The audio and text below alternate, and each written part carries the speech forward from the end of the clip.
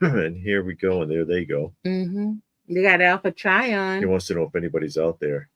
Can you Yeah. see me, hear me? Is It's Stone Sour. anybody out there? Yeah. Hello, hello, hello. Little Pink Floyd action Oh, I was going. gonna ask everybody if they Oh knew where that was no, from, I and you blew messed that. it up. Well, I knew where it was from. Yeah, but does See, everybody know where it's from? everybody should know where it's Everybody, everybody, everybody, everybody. from. Where's that from? Yeah. Yeah, there's that one from. Everybody, everybody. And Shelby Rockstar is that? Not that you can hear me. Yeah, no, we can't hear you. Is anybody out there? That's right. Renard is Happy there. Saturday, Reynard. We weren't sure if we were going to go on tonight. Yeah. We decided to go ahead and pop on for a while anyways. Yeah. And just say hello to everybody. See what's going on. Yeah, see what's up. What's up, what's up? What's up, what's up, what's up? Does anybody know what that is from? And there's Robert online. And we got Nobody Robert. understands what that means. The oh, and by the way, of course, you saw I put up earlier this week. We did get out to Sasquatch Yes. Toys and Comics, Yes. which it is Toys and Comics. I didn't know he had a lot of comics, but apparently he does. Yes, he got a lot of comics. And so we talked to him a little bit, looked around the shop, gave everybody an idea of what the shop looks like, took a tour of it, so on and so forth. And he's got a big setup, actually. Yeah, really nice setup. And like I said in that video, it's a kind of a weird layout just because it looks like it was an old office, or I don't know what was going on there. But he utilized it well by trying to theme each of the rooms for something different, which was nice. But he's got a lot of interesting stuff there. So there's a few people I know that had seen the video, and they said they were going to have to try to check that out when they're out there. And that's in Birmingham, Alabama. Yeah. Want to say hey to Bentley and Thad. Both, well, not both. Thad has a YouTube channel, so make sure you check him out. Sasquatch also has a YouTube channel, and we put the links in the description of the video, because he's Sasquatch has an Instagram and he has Facebook, and he's doing more online. Yeah, they're trying to get into it. Yeah. Hey, Raccoon Eyes, how are you? Raccoon is there. So they're doing more of selling online, so they're gonna bring it out to everybody. Renard said, yeah, BG Cereals reissued the 61 Twinkies cereal box. Really? They saw it at Walmart. Really?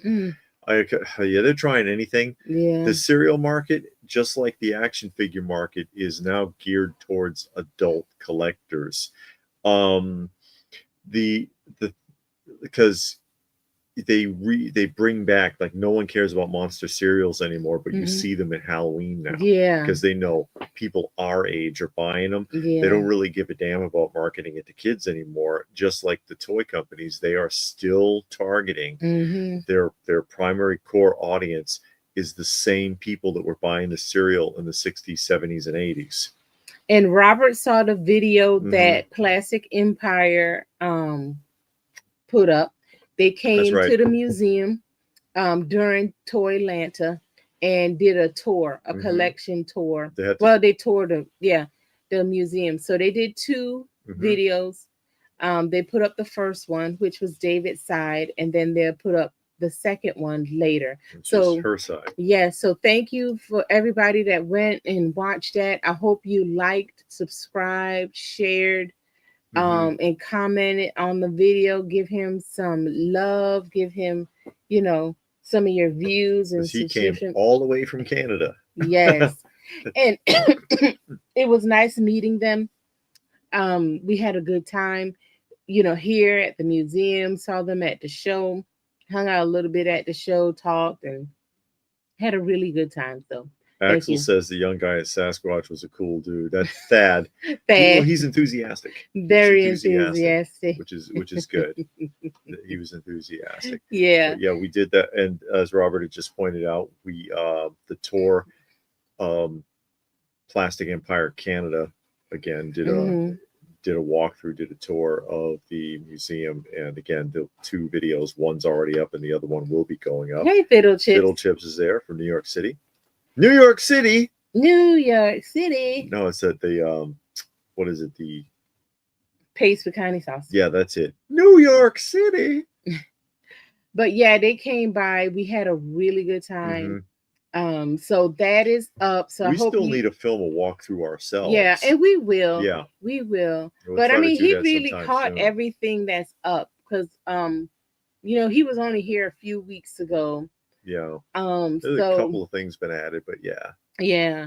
But yeah, we had a really good time. So so again, thank you for everybody that watched that. And if you haven't, I put a post up on David's channel, David's YouTube channel, and on my YouTube channel. So if you just click on that, it'll take you to Plastic Empire channel where you can actually watch the video of them here at the museum. Yes.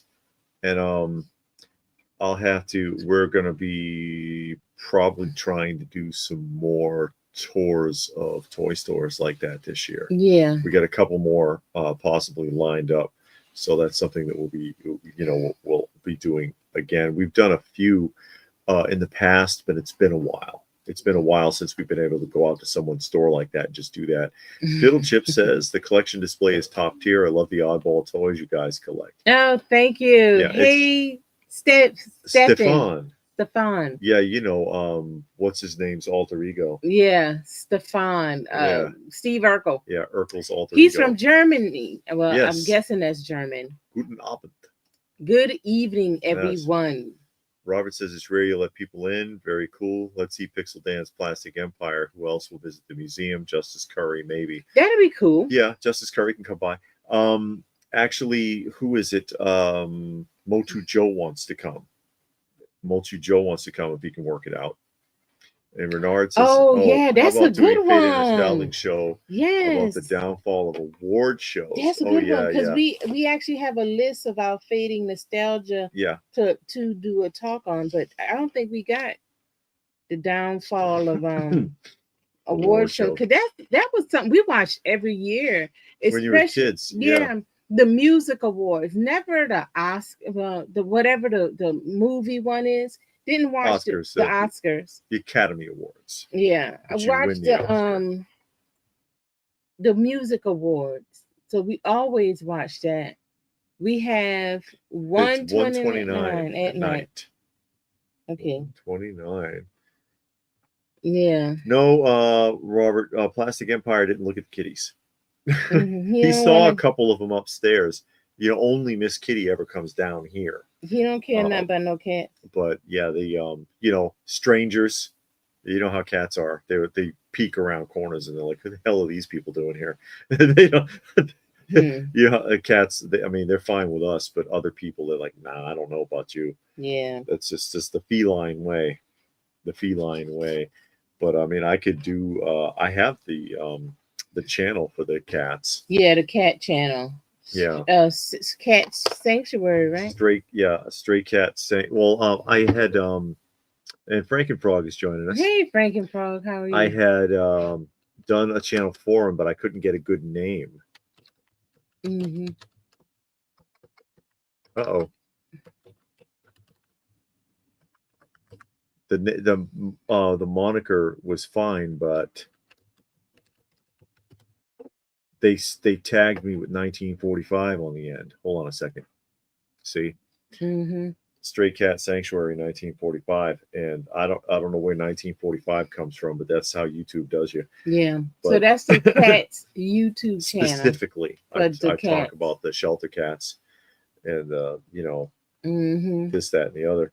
But I showcased Uncle the other day. You know, poor old Uncle. Poor old starving to death Uncle. Robert says it still would be cool to see how the cats react to company. All they do is run away. They or back up or peek around corners and stuff like that. Start hissing. Oh no, Fiddle Chip says you got me collecting product people. Oh, product is a bit before my time, but I love the product people are fantastic. Oh, good. I love the product people. I'm glad that we can inspire people to collect things that they haven't thought about. It's better than the Funko, which is just ripping them off. I'm going to show you something, Fiddle Chips. I don't know if you. I'm sure I've shown this before, but just to make the point, because even people who collect product people, are not aware, this is one of them. Because see the Tony the Tiger. That Tony the Tiger, it's a product, people, but if you look it up, you're not gonna find it. You got to look up, like if you go on eBay, vintage Tony the Tiger rubber or vinyl, something like that, you'll find this, but it was never sold in retail packaging, just mail order. So there is no box for this one. And a lot of people don't realize. Yeah, Stone Sour says Uncle. Uncle is awesome. Uncle get on my nerves. 25 pounds of big baby tuxedo cat who used to be feral and a bully and fight with everybody and couldn't touch him, and he was evil. And so he just had a switch. He decided he wanted to be in the house and decided he was going to behave himself. And he's been a real sweetheart ever since. He's still a bully, but he's scared of everything. He tries to intimidate. He intimidates the other cats. Like if somebody goes to the water bowl, he'll run over there and get real close and stare. Yeah. And then they'll back off from the water bowl, and then he'll just sit there. And he just lays. He don't even drink. No, he just lays over it. You jerk! Why'd you do that? But yeah, this one is a product people. But even product people collectors are like, no, Tony. They made a Tony the Tiger. Yes, it just. And it doesn't say product people on the actual vinyls anywhere, so they don't know. But yeah, that's one. And because of those collectors aren't aware, this one you can sometimes find for a good price. Okay. Raccoon loves the Tony the Tiger stuff. Yeah, I'm a fan of the old school 60s, 70s mascots, especially when they were obviously really child oriented. Like I didn't like when Tony the Tiger went through the transition where he became like Sport Tony and he had all these muscles and stuff. Yeah, that's the one. Well, that's what they were going with when I was a kid. The muscle bound, athletic style. Trying to pretend like cereal was healthy. Yeah, Fiddle Chips had no idea about the and I'll show you guys. This is an original product people catalog. It says we're the most popular little people on television. The product people family. Product people's the name of the company, and this is the first wave. Wait, there's two waves. So the first wave, starting with Charlie Tuna there, then the General Mills lineup. From Trix Rabbit to Fruit Brute, and then Henry, who is the mascot from Animal Fair. And a lot of people I've had product people collectors say, they made a Henry? Who's Henry? Yeah, Animal Fair. And he did come in retail packaging. Okay. I have him. The only one I'm missing is Frankenberry. I missed him. I missed out on him last year. And then Snap, Crackle, and Pop. And that's the complete wave one from product people, and they're fantastic. I really like these, actually, and I've been forever putting that set together. It's tough to find them in the retail packaging, and then like I said, Tony didn't have any, so it doesn't matter that he's loose. Yeah.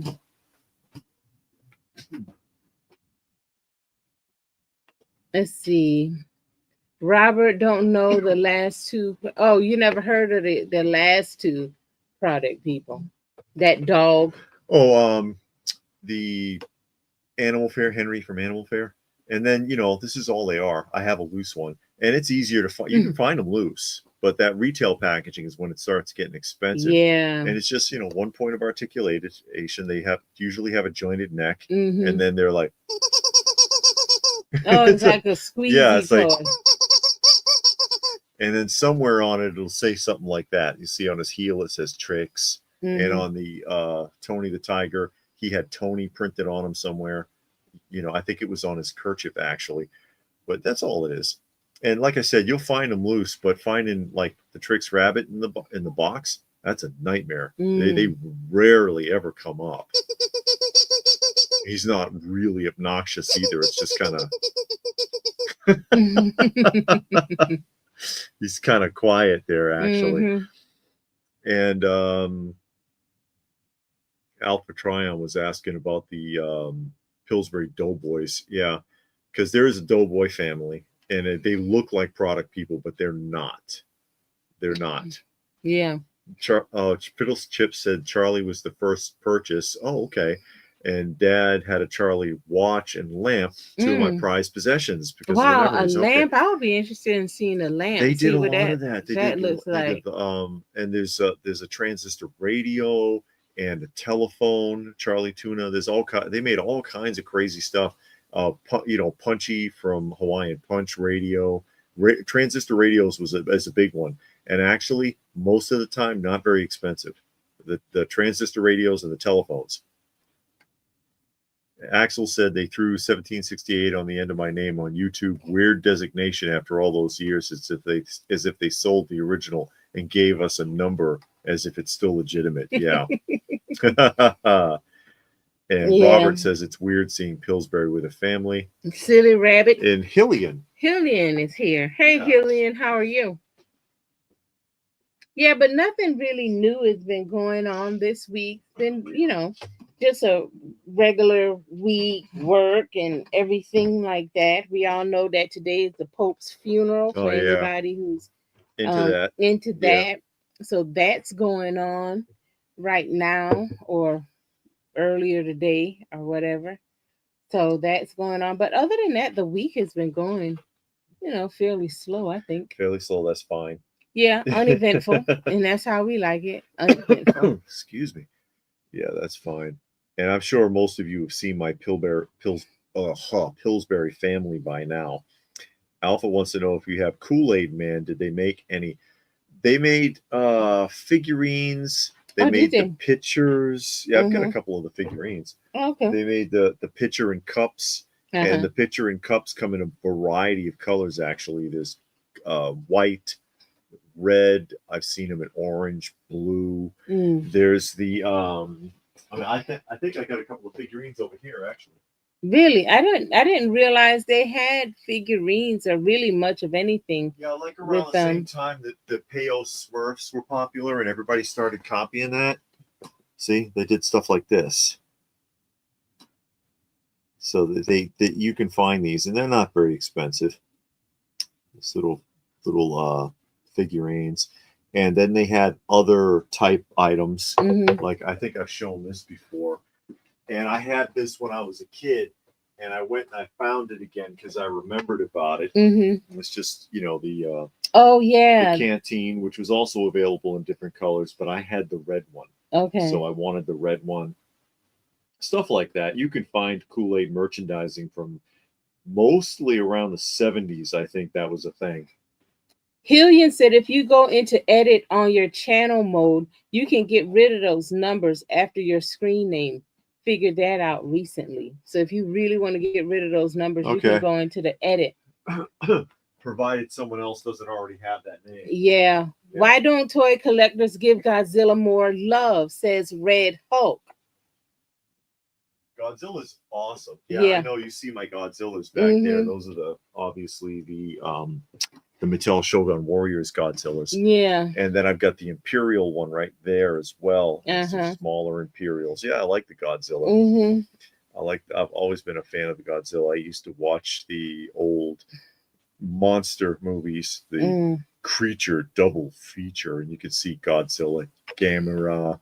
And Gameras are stupid. Gamera's that turtle, right? Yeah, Gamera's the turtle. Yeah. Go shoes on Gamera, friend of children. I've seen a couple of those Gameras on Rick Tracks or Mystery Science, one of them. They're pretty lame. I'm like, it just spins around and the fire comes out of his mouth. He retracts his arms and the flame comes out of the holes and then he spins and does all like kind a of saucer. Stuff. It's crazy. Yeah, it's just really weird. Did you ever hear back from the collector call? No. We never heard back. And I'm a little miffed because no, you know why? Because the guy they're featuring the next episode is the world record holder for the biggest Crocs collection. They need to do the Funko guy. And I'm like, Crocs? Okay. No, you too stiff to be on the show. They want somebody more relaxed and move around more easily and flow. How much you think an Unbroken Godzilla run you? What, a Shogun Warrior? 4 to 6. Really? Loose. Okay. About 400 to 600 loose. Oh wow. Fiddle Chip said they collect promotional comics. Wow. Oh yeah, Kool-Aid made them. There were 7 issues, right? I got some of the Kool-Aid ones. They just got Claritin for the allergy medicine. They had one for Claritin. For Batman comics. Oh wow! I didn't know they did one for Claritin. I do have the Kool-Aid ones. I don't know how many of them, but I do have a few of the Kool-Aid ones, and I think that's like the only one. Red Hulk has 2. Top shelves are Godzilla and a giant robo from Johnny Sacco. Oh, I remember, with the Egyptian head, right? Flying robot. Flying robot. Flying robot. It's supposed to be, yes. Okay. Robert says the only Gamera movie he likes is with the 2 space chicks that stole the 2 kids, because they're like little women. They're like little tiny women inside of a box. Oh, okay. Not that one, but there's the women who can contact Gamera. You open up like this little music box, and there's 2 like 3-inch tall women inside there that are twin sisters. Oh, okay. It's ridiculous. Axel Foley says it reminds him of Dearborn Hijack. That truck is supposed to be in the pound. Okay. I don't know what that means. But okay, if you say so. Oh my gosh. Oh my gosh. But yeah, lot going on. Are we going to the record show tomorrow? Yeah, we're gonna go to the record show tomorrow. Yeah, I'll film a live walkthrough then. I'll set it up and film a live walkthrough of the what's it, Atlanta Record and CD show. Oh, they re-releasing the 2 girls as action figures from the Gamera. Well, that's easy enough. They only need 1 mold. They're twins. Just give everybody 2. How cheap is that? Were they outfits different at least? No. Oh, were the same outfits. Oh, they're twin sisters. Oh wow. They had to psychically talk to Gamera. Somebody's got to talk to him. I guess. Yeah. Because didn't he live in the ocean or something? I don't remember. Oh. I remember I saw a couple, but I never paid attention really. I just always thought it was ridiculous. The one I really liked. Oh God, I can't remember. I gotta think. See if I can remember the Frankenfrog has been on a record kick. I just picked up Small Soldier War remix and Love is a Battlefield with Queen Latifah. Queen Latifah did Love is a Battlefield? The Pat Benatar Love is a Battlefield? Oh, wow. I haven't heard. I used to listen to a little bit of Queen Latifah when she first came out in the late 80s, early 90s. I liked it. She did a song, an Al Green cover with Al Green, Simply Beautiful. I think she did a really good job on that. And her and Al Green kind of did it together. Well, he came in on like the chorus parts, and I thought that was well done. But she had went to kind of like a little singing a little bit, and her voice isn't bad.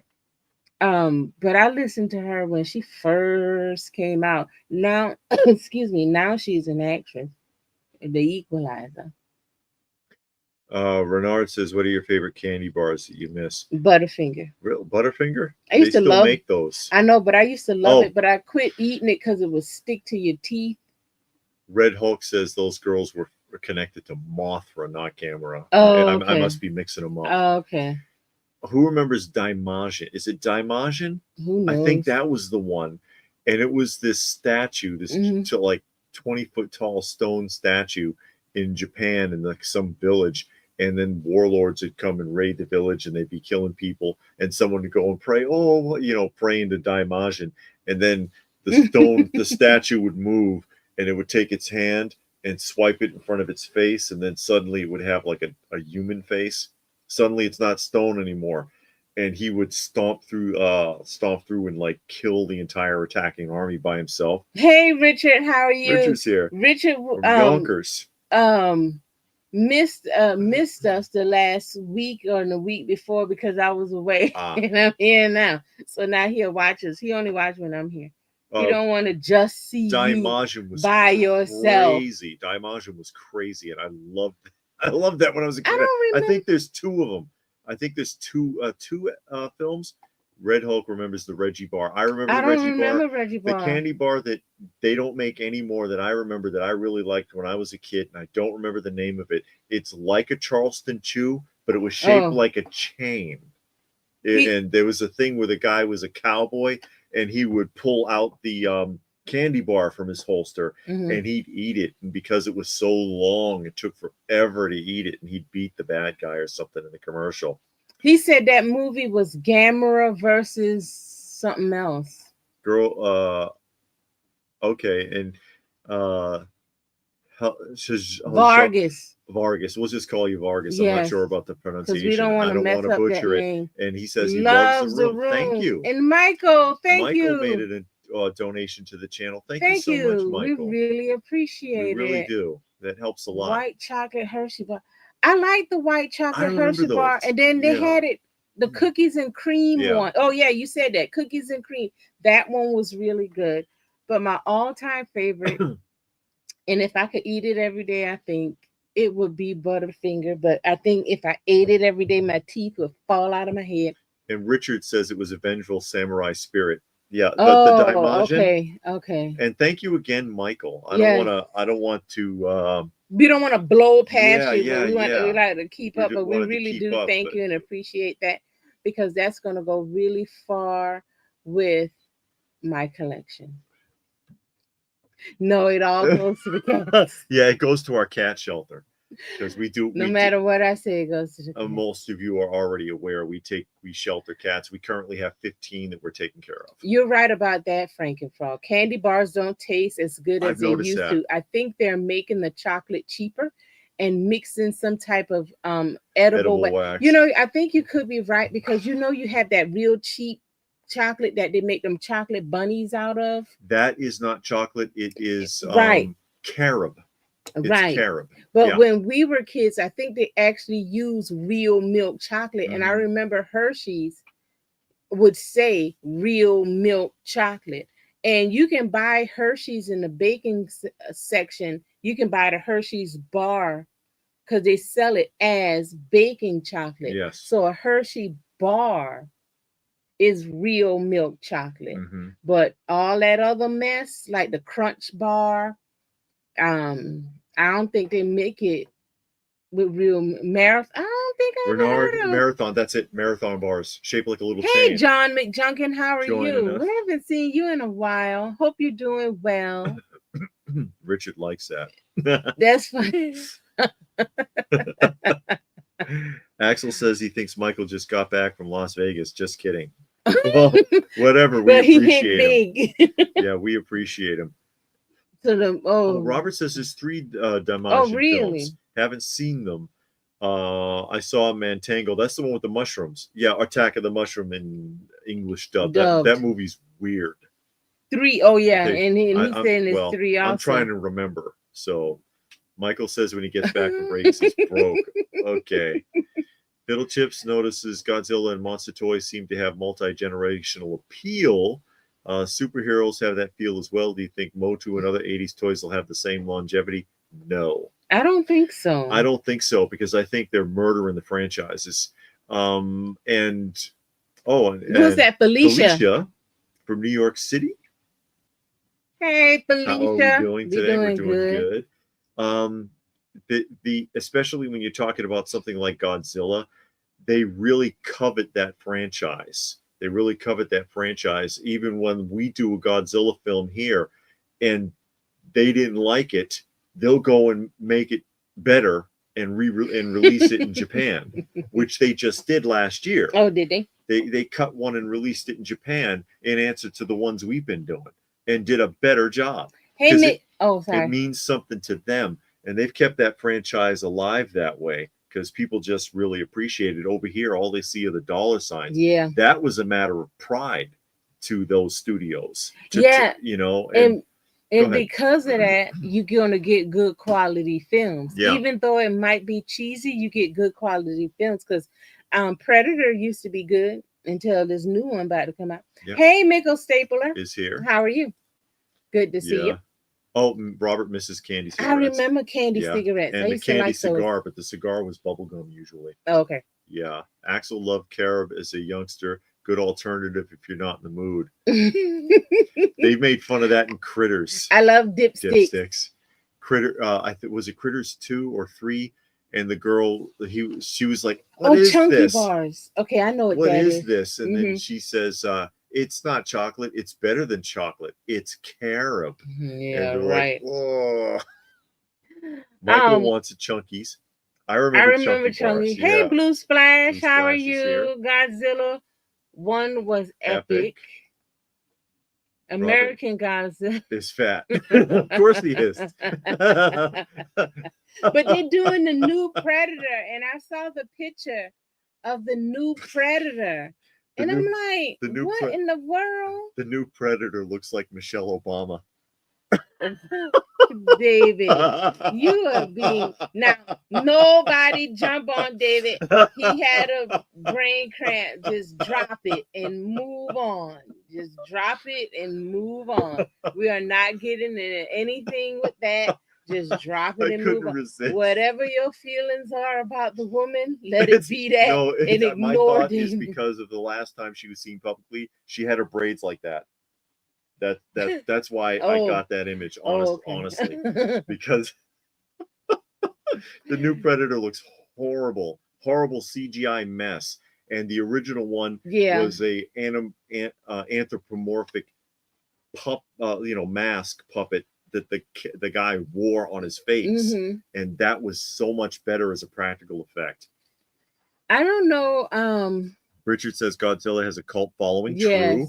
I have pretty much every Godzilla film that they ever made, including when he was on Zone Fighter, which is like an Ultraman. Okay. Yeah, this is like what? Damn near 50 of them, aren't there? The Blue Flash is watching Care Bears. The first season of Care Bears is the best. Yeah, with Professor Coldheart. Yeah, Professor Coldheart is one of the best 80s cartoon villains. Hey, Eric. Eric is here. He says the whole chat is Googling images of the new Predator. You will be very disappointed in the new Predator. And 2 Stewart. Thank you. 5 for cats and 5 for a candy bar. See? Does a candy bar cost that much now? They may as well. What is it, like $1.75 or something crazy? It's like $2.50, but then they're always on sale for like $1.99. I can't get my mind around it because when I was a kid, a candy bar was like a quarter. Yeah, it was like 35 cents. I remember when it went up to 50. But everything is high now. But people keep buying it because nobody protests with their dollars. And that's the only way it's gonna stop. And thank you again, T. Stewart. Yes, we really do appreciate it. We're not trying to blow past you. She's just trying to keep up with the comments. I am, but yeah, I don't like when I skip over comments. So sometimes when we're talking, I'll just put it up and sometimes not read it, but I'll put it up to acknowledge it, and we'll read it as we go. But I like to make sure that everybody, we get a chance. And here, just to make you feel better. He's not gonna stop. There's Hobo, a picture of Hobo that I took. I thought that was Michelle Obama. No, that's a Hobo. Oh. You know Hobo, big orange baby that the vet told me was gonna die. That was 3 years ago, and I refused. Hey Casey, how are you? Casey, remember, he says, I refuse to euthanize any animal. But yeah, there he is. I put a box on the back porch, and he adopted it like immediately. They have a Godzilla versus Justice League comic. Yeah, I've seen that. I have seen it. Well, the original Godzilla comics from Marvel, he fought S.H.I.E.L.D. through the whole season, didn't he? The original Predator was designed by Stan Winston, the greatest movie practical effects artist. Why change his design? And I think that's what people really like about the Predator. You're kind of curious about what's going on. They have a law of ethics, and then that face. Yeah. That look. Nobody want to see Hobo like all that. People love Hobo. I love Predator. They did something weird with the dreadlocks, but they're doing a bunch of predators fighting on their own planet, according to Robert there. Oh, okay. I have no idea. I don't know. But that is Hobo, the toothless cat. So Disney has Predator now. Yeah, they got the rights to the franchise. Oh yeah, because they did one that did that little girl. Yes. Oh, okay. I totally agree. Because a 60-pound 12-year-old girl can certainly murder predators.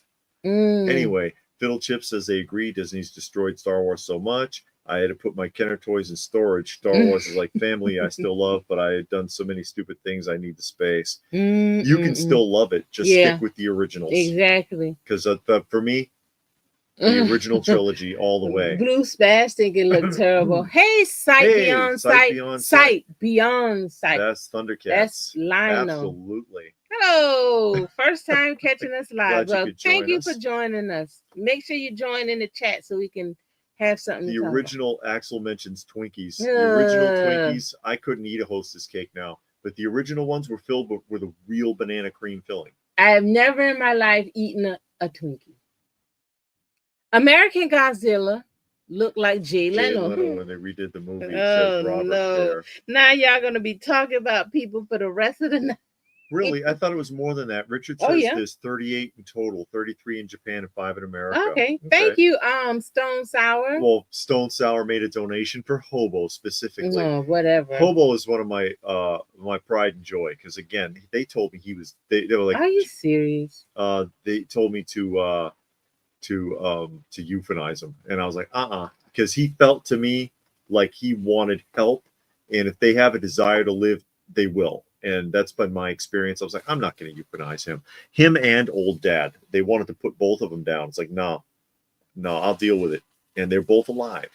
Godzilla fought the Avengers and even had a tug of war with according to who Red Hulk said that. Blue Splash says looks like Berserker Predator in there. Oh no. I'd rather see Hobo. The Michelle Obama. I have no pictures of Michelle Obama fiddlesticks. Oh no. I just I've been you've been in the hospital. Had a little bit of age related issue. Things that happen to most everyone between the ages of puberty and senior years. Oh, well, I hope you're doing all right and that you recover. Robert says Hobo looks chunky. He's a big boy now. Yeah, because he's big and fat because all he do is eat. Yeah, well, I mean, when we first found him, I mean... Yeah, you're right about that. Yeah, he was fur and bones and covered with scabs. He was terrible. He was in terrible condition. Poor Casey guy. Was out with the Ewoks were a bit much. I'll give you that. The Ewoks was in the third movie. Yes. I guess they had their thing. Calling it that Predator is a female. Red Hulk says calling it that Predator is a female. Okay. Saturday morning fans, Star Trek can't seem to get a new movie off the ground. Who they haven't had. That's probably best. Hey, Steve. Steve is there. Is there a toy baby Godzilla like in the movie? Who is it? In the cartoon form, it's Godzuki. And in the film, it's Minya. And Bandai has made Minyas. They have. Bandai's done it. Eric says, always enjoy Saturday night. What's your comfortable movie you put on for the feel goods? Mine is Batman 89. Like if we were just going to go for a movie right now, The Last Dragon. The Last Dragon is very good. The Last Dragon's just fun. It's just fun. It's so goofy, but it's fun. There's several I could just pop in and just watch, like Commando with Arnold Schwarzenegger. That movie's nuts. I can watch Jesus Christ Superstar. I love that movie. If y'all have never seen, I know it might sound weird to you, but if you have never seen Jesus Christ Superstar, great music. Man, those people sang those songs. They sang and they danced. And you're sitting there like, oh my God, y'all. I mean, because it's one cast playing, it's those cast members playing all of those parts. They singing all of those songs. They dancing all of those things. Getting sunburned because you can see like the guy when the one guy playing Herod, when he's dancing and his medallions move. And you can see how pale it is because the rest of them's red. And then a lot of those dance ones, it's like one take. Especially, it's just one big dance scene in it. I can't remember the name of the song right now. But Lord, you know I love you. Yeah. Lord, can't you see I waved? Yeah. That's a big day, and they don't move. I mean, it's one take. It's one big take. You're like, man, I just love watching that movie. There's a lot of movies I like. The majority of my go-to movies are religious movies. Yeah. But yeah, I love that one. That's feeding time for our shelter cats there. Hard to look at my Star Wars stuff. Else. Okay. Like I said, guys, don't let that bring you down. You just stick with whatever grouping of Star Wars you like. Ignore everything else. Yeah. I have not seen any modern Star Wars because I felt like something was going to be wrong and I was right. But I mean, and we kind of touched it. It'll be a video that comes out later. Yeah, we're gonna put it up tomorrow. Yeah, but it's something that I said in there, and I think it's true. Okay, you collect. Everybody watching right now collects for whatever reason, whatever you collect something, and you collect it for a reason. You collect Star Wars maybe because you saw the very first movie whenever you saw it, and you fell in love with that movie or that trilogy because it was 3 parts. You probably don't like nothing else, but you like those 3 parts. So just remember that. Yeah. And hold on to that and just forget about the rest. If you don't like the rest, don't let that change your mind about what made you fall in love with the series to start with. You know, grab hold of what you remember, those good times, and then just run with that and say, you know what? I don't like what they did in the 90s. I don't like the Ewoks. Don't watch the Ewoks. Don't buy the Ewoks.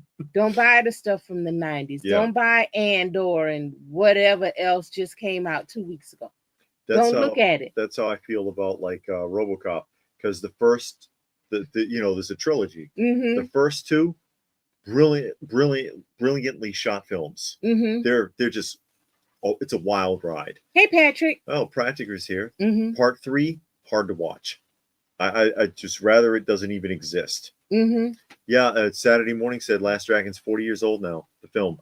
Yeah. Hold on, what? That's right. Okay. I got. Oh, you're way behind. Yeah. Okay. Yeah, just grab a hold of the stuff that you nerd, and then we got Punisher. Hey to all of y'all.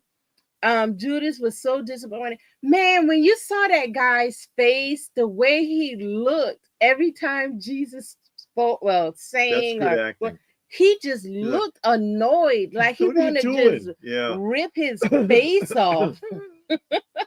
But that, did you? Yeah, we went to Joann's this morning. Actually, he had some luck there, though. We didn't. No, because I was selling everything for $80 and $90, $100 for shelves and stuff like that. And we've been to Shoe City. Hey, custom guy, and we've been to Shoe City and got shelves and stuff for like $5 and $10. So when you've done that, and then here is in the Atlanta area is a place where they sell store fixtures. They sell it. So they sell it cheap than what Joann's wanted. Yeah, Joann's was crazy. They were out of their minds with those prices. In the animated Godzilla, it's Godzuki, that's right. Okay. In the Saturday morning cartoon. A very good quality. Most of it is. Yeah. This stuff's in great shape. You, Sight Beyond Sight. Thank you, Sight Beyond Sight. Also really made a kitty donation. Appreciate it. Always helpful. It's expensive taking care of them, but we love them. Jack in the Box bendy figures in the 70s. Red Hulk says, do you remember that? That is familiar. I remember that, and I also remember Denny's did it, and it's little bendies of like food characters. Frankenfrau's go-to movie is the Gremlins. Gremlins 2. Oh, with Hulk Hogan. I never saw Gremlins, any of them. Oh my God. I never saw them. The cats look like sharks in feeding frenzy. They do not fight over the food. No, they know only when it's some meat out there. If I put some meat out there, they get a little weird. And they get along really well. Nobody wants to see those. Yeah, they do. There's Hobo sleeping with 2 of them, and there's another one actually grooming Hobo while he's asleep because they snuggle up together. Yeah, they get along pretty good. There's rarely any conflicts. And in the winter is a habitat. Hobo rounds them all up. Yeah, we puts them in the habitat and then sleeps in front of them. Yeah, he blocks the door. We we have some habitats out there for them. Yeah. Hi, Killian says RoboCop Rogue City is a video game, but it takes place between the first and second movie, and they got Peter and the actor who played his partner to return for voice acting. Oh, that's interesting. Cool. That's interesting. Yeah, Peter. Peter. That is interesting. Mm-hmm. You know, actually, there's a sequel to, oh, what is the name of that movie? Mm-hmm. The Thing. The John Carpenter's The Thing from the 80s. Yeah, that came out in the 2000s. No. Oh. The real sequel that John Carpenter wrote. That is, he wrote a video. I think it's for Nintendo. Is it for Nintendo? Somebody knows what I'm talking about. He wrote the video game. And the video game plays out, picking up for where that left off and concludes it. Okay. But that's the actual true sequel to it. But you got to play the game to see what happens. I'm not really too big of a fan of Will Ferrell much. Now, Adam Sandler, I do like The Wedding Singer and the Robert's Water. Yeah, and I like The Water Boy. Those two were funny. Jack Black, he did this movie called A Polka Singer. That was actually good. And he did another one, which was a true story about this funeral director. The Polka Singer was also a true story. Yeah, the Polka Singer was a true story, and the one about the funeral director was a true story because I saw it on like Dateline, a 2020 ID or something like that. So when I was watching, I was like, man, this sounds familiar. But he was a funeral director, and he had befriended this old rich lady and ended up killing him. And the way they did it, kind of comical a little bit, not too much, but it was kind of funny. And it was pretty good. I liked the way they did it, but I haven't really seen too many Jack Black movies. He was in Shallow Hal. That was okay. Oh yeah, I did see Shallow Hal. Right. That was funny. Excuse me. The weirdest toys you collect. Red Hope wants to know what's the weirdest toys we have. Gee, I don't know. Well, I mean, I do have the Durham figures, which are classic knockoffs. They're bizarre figures. I don't know if you've ever seen them. John says he's fine now. Thanks for the thoughts and concern. Almost got a chance to see you 3 months ago since I flew to Atlanta but got stuck in a hotel due to a hurricane. Fiddle Chips has a cat named Mittens. Calm unless brown gravy is around. Yeah. He loses his mind when he smells it. Axel says that George Lucas was mad the fans didn't like his prequel, so he sold it to Disney. Really? Well, you know what? They would have been better if he didn't start with Jar Jar. Everybody hated Jar Jar. Back to the Future had a video game with the movie cast. It was part 4, according to Saturday Morning Fan. I don't think I heard that one. And Richard says Hobo looks like his cat, Weasley. Weasley Crusher from Star Trek The Next Generation. Robert Saving likes Silverman. Okay. I never saw that movie. But yeah, I mean it's an odd line to collect, and I've shown this. Oh boy, those Durham figures. The Durham figures, yeah, these are from the early 70s. It's he a real loves bizarre showing toy those line. Figures. They're some of these are quite expensive, actually, and I've shown this before. Some of you have seen it. Fantastic artwork on these, right? But then look at the figure. He's a piece of crap. It's like the worst action figures ever. And he's got like the axe is attached to his hand. It has a push button action to make him chop with it. And he has no shirt on and no pants either. They painted the legs, but not the lower torso. So he's wearing like assless chaps. So you have an axe wielding maniac with a giant head and assless chaps. And they made a lot of knockoffs. Like this one. Yeah, David got those little peculiar stuff. All of mine is pretty common. That's a knockoff of Ideal's Evel Knievel. But then again, look at the artwork. Fantastic card art, and then the figure is just junk. No, you've got those Mexican bootleg. Oh yeah, I got those Mexican bootlegs that a friend of the channel that gave me a couple of years back. Those are pretty cool. I like those. I think David's grabbing them. The craziest cheesiest things ever. Yeah, they are, but they're cool though. Yeah, the charm is amazing. But that's the whole point of this kind of stuff. Like right here. The faker. Yeah, see, it's faker. 3 points of our is that right? Yeah, 3 points of articulation, the waist and the shoulders. It's a spritz of like silver spray paint on the front. Just a because one can is good for like about 10,000 figures, I guess.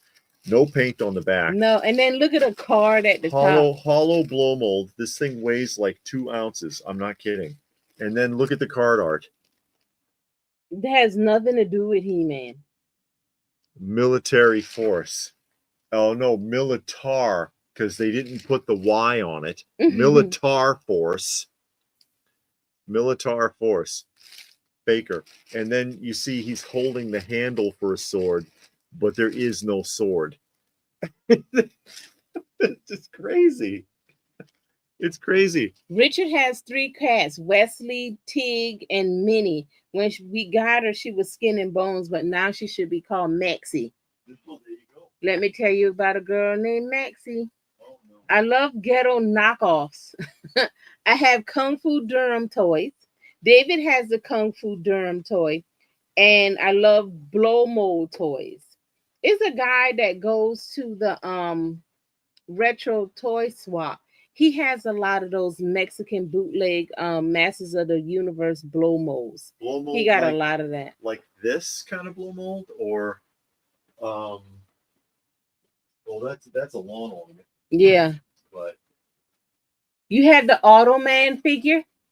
I do. Says Saturday Morning Fan. I do have Automan. He does have Automan. He's gonna go grab it. Y'all gonna have him running all over the room. Yeah, you have Rambo, and RoboCop. You don't have RoboCop, but you got Rambo. I do have Rambo. Yeah. See, Automan, and they only ever made just him. They were supposed to make they were going to make 4 figures and a vehicle, but since the show was canceled, they just didn't bother. But yeah, that's a tough figure to find. David doesn't have no Aquaman figure. No, I don't think I have Aquaman. Not Mego Aquaman. But and again, since we were talking about practical effects with the Predator, that suit that he's wearing, it's actually reflective, and they just shine the light on it to make him glow blue like that. That faker is cool. His head is too big. That fireman, that Durham fireman head is gigantic. Yeah, this one is like a golden goose for a lot of people who collect these. He's really rare. The Durham Bluebeard, again, really great card art, and then the figure is like ridiculous. And one hand is a parrot. I mean, the parrot's like blended right into his hand, and the other hand is a hook. And I'm like, well, how the hell does he wipe? He's got a bird for a hand and a hook for a hand. Have you ever seen the bootleg Star Wars Darth Maul? They call him Darth Dennis. I don't know if I saw that. No, he hasn't seen that. We need a Billy Jack figure. I don't know who Billy Jack is. Billy Jack, the Kung Fu movie from the 70s. Yep. We needed a Automan's car in Saturday Morning. The car was ridiculous in that movie. Blue Splash likes Automan. And Saturday Morning thought Automan was a Tron TV show as a kid. It's the same costume design, same type of costume design that they used in Tron. It's this weird reflective fabric that when you shine a light on it, it glows a certain color. And in this case, it was blue. And again, nowadays, they'll just CGI it. Yeah. Nobody's going to do a practical effect like that. No, practical effects died out years ago. Little Chips likes Bluebeard. He says the card is great, figure is awful. I want one. You want to see the worst? I know some of you have seen this before, but the worst. Paul Knapp. How you doing? How are you? Paul Knapp has a channel. Yes. We were on it. He does interviews, and he interviewed us a few months back. Yeah, like every Wednesday night. I mean Monday night. Monday night. Yeah, it's Monday night. And we were on there. Yes. Yeah. He's a custom GI Joe 1/6 scale Yes. figures. He do custom figures. So if y'all need custom 1/6 scale, or if you want to check out his interviews, yes, check out his interviews. He does a lot. He has a lot of people on. But so check him out. I've got the those 80s, this 80s wrestler knockoff that is the grail, like 80s wrestler knockoffs that people would go bend over backwards to get. I'm only interested if it's boxed. If it's not in the box, if it's loose, I'm not interested. Yeah. But if it's boxed, then you can reach us on Facebook and I'll see. But if it's not boxed, yeah, Facebook or Instagram, open by chance. Yeah, and with the cardboard insert. Yeah, there it is. Paul says live from the man cave Mondays at 8. Yeah, Eastern Standard Time. Mm-hmm. Eastern Standard Time for anybody who's keeping track. We met him at the show at the Joe Lanta last year. Mm-hmm. Yeah. Yeah. And he was like, "Hey, can I get you on the show?" And I was like, "I don't know, can you?" But no. I'm just messing with you, Paul. Paul's a nice guy. Steve says, for a donation, could you answer this question? What's the name of the first episode of Star Trek shown on 66? It was not the pilot. Oh, jeez. You can look it up on the internet. Yeah. Look it up Somebody on Google. could look it up on the internet. I don't remember. I'm not sure I remember that. I don't watch Star Trek. Because, not the pilot, because the pilot didn't even have Kirk in it. Oh, Blue Splash, you're going to coming all the way from Virginia to the Retro Toy Swap. Wow, make sure you say, hey, that's going to be next month. Retro June. Toy Swap is pretty good. Yeah. That's going to be in June, the first Saturday in June. Yeah. Is that the episode where the guy's wife isn't really his wife? It's a creature that like eats it's a creature that like eats salt. And it looks like a woman, but it's not. Bill Chip says he has a bootleg Nightmare Freddy. No, it's Freddy Krueger is wearing penny loafers. It's Freddy, not Freddy. See? Oh, Nightmare Freddy. I see. Yeah, because it's bootleg. So it's Freddy. Another really popular bootleg is the RoboCop one. It's Robert Cop. Robert Cop. Richard says he uses the bird feathers. Saturday Morning says happy 40th. Here come little ones bringing to the big screen. Little movie. Found out they had little figures, littles figures in the 80s. The Littles? Steve knows the answer. Well, I assume you do. Well, yeah, you asked the question. Is it the one where all are professionally kept in mint or near mint conditions? Box Carter. He has some very interesting. Okay, if you give him the Facebook, I'll look at it and see what he has. See if he has anything that I need. Prefer Star Trek over Star Wars, says Casey. Sound technique.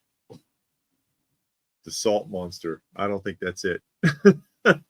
Oh, that's the name. Well, you said he was eating salt. I thought stuff. It was his wife was a woman but she wasn't really his wife. It was some creature that eats salt, and it killed a couple of crew members. Well, that would be a salt monster, absorbing the salt out of their bodies. But that's another bootleg. This is the bootleg wrestler. He's a luchador. See, he comes with a mask. Mm-hmm. And this was made in Macau in the 80s. And you can see how they spared no expense for the card art.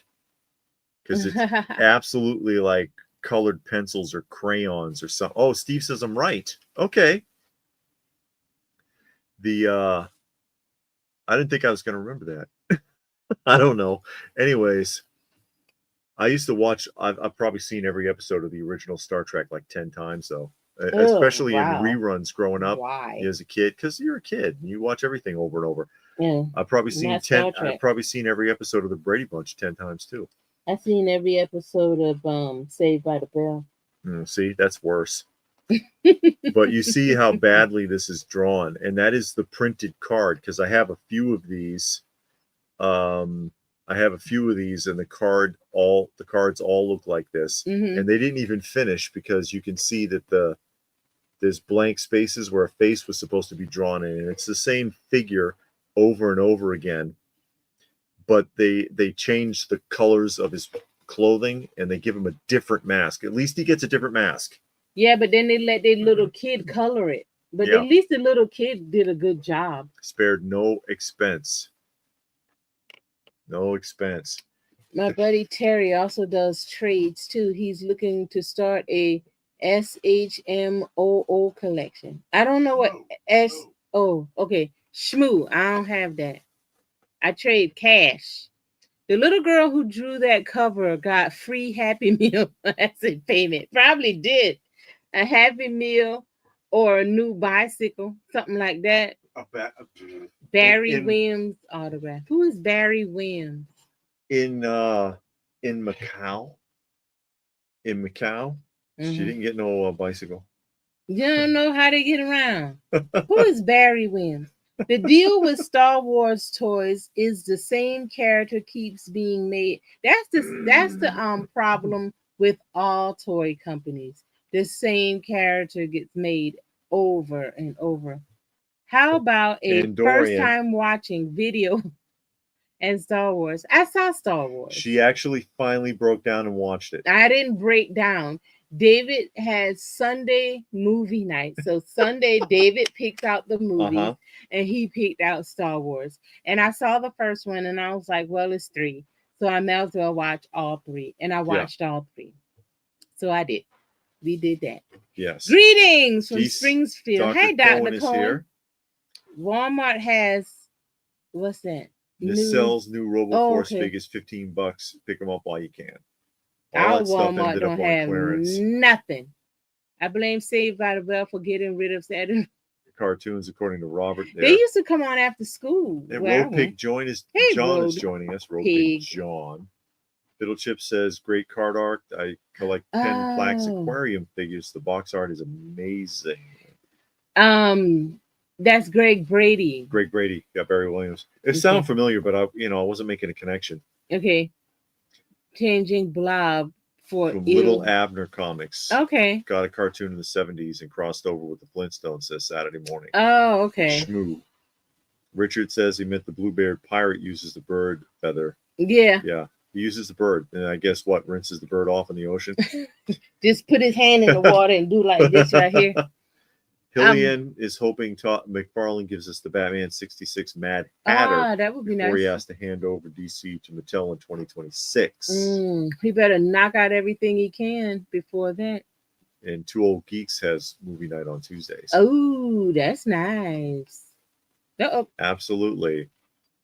And Red Hulk wrote WWE asking to make battle damage figures. They said they're in talks, so we will see. Really? Really?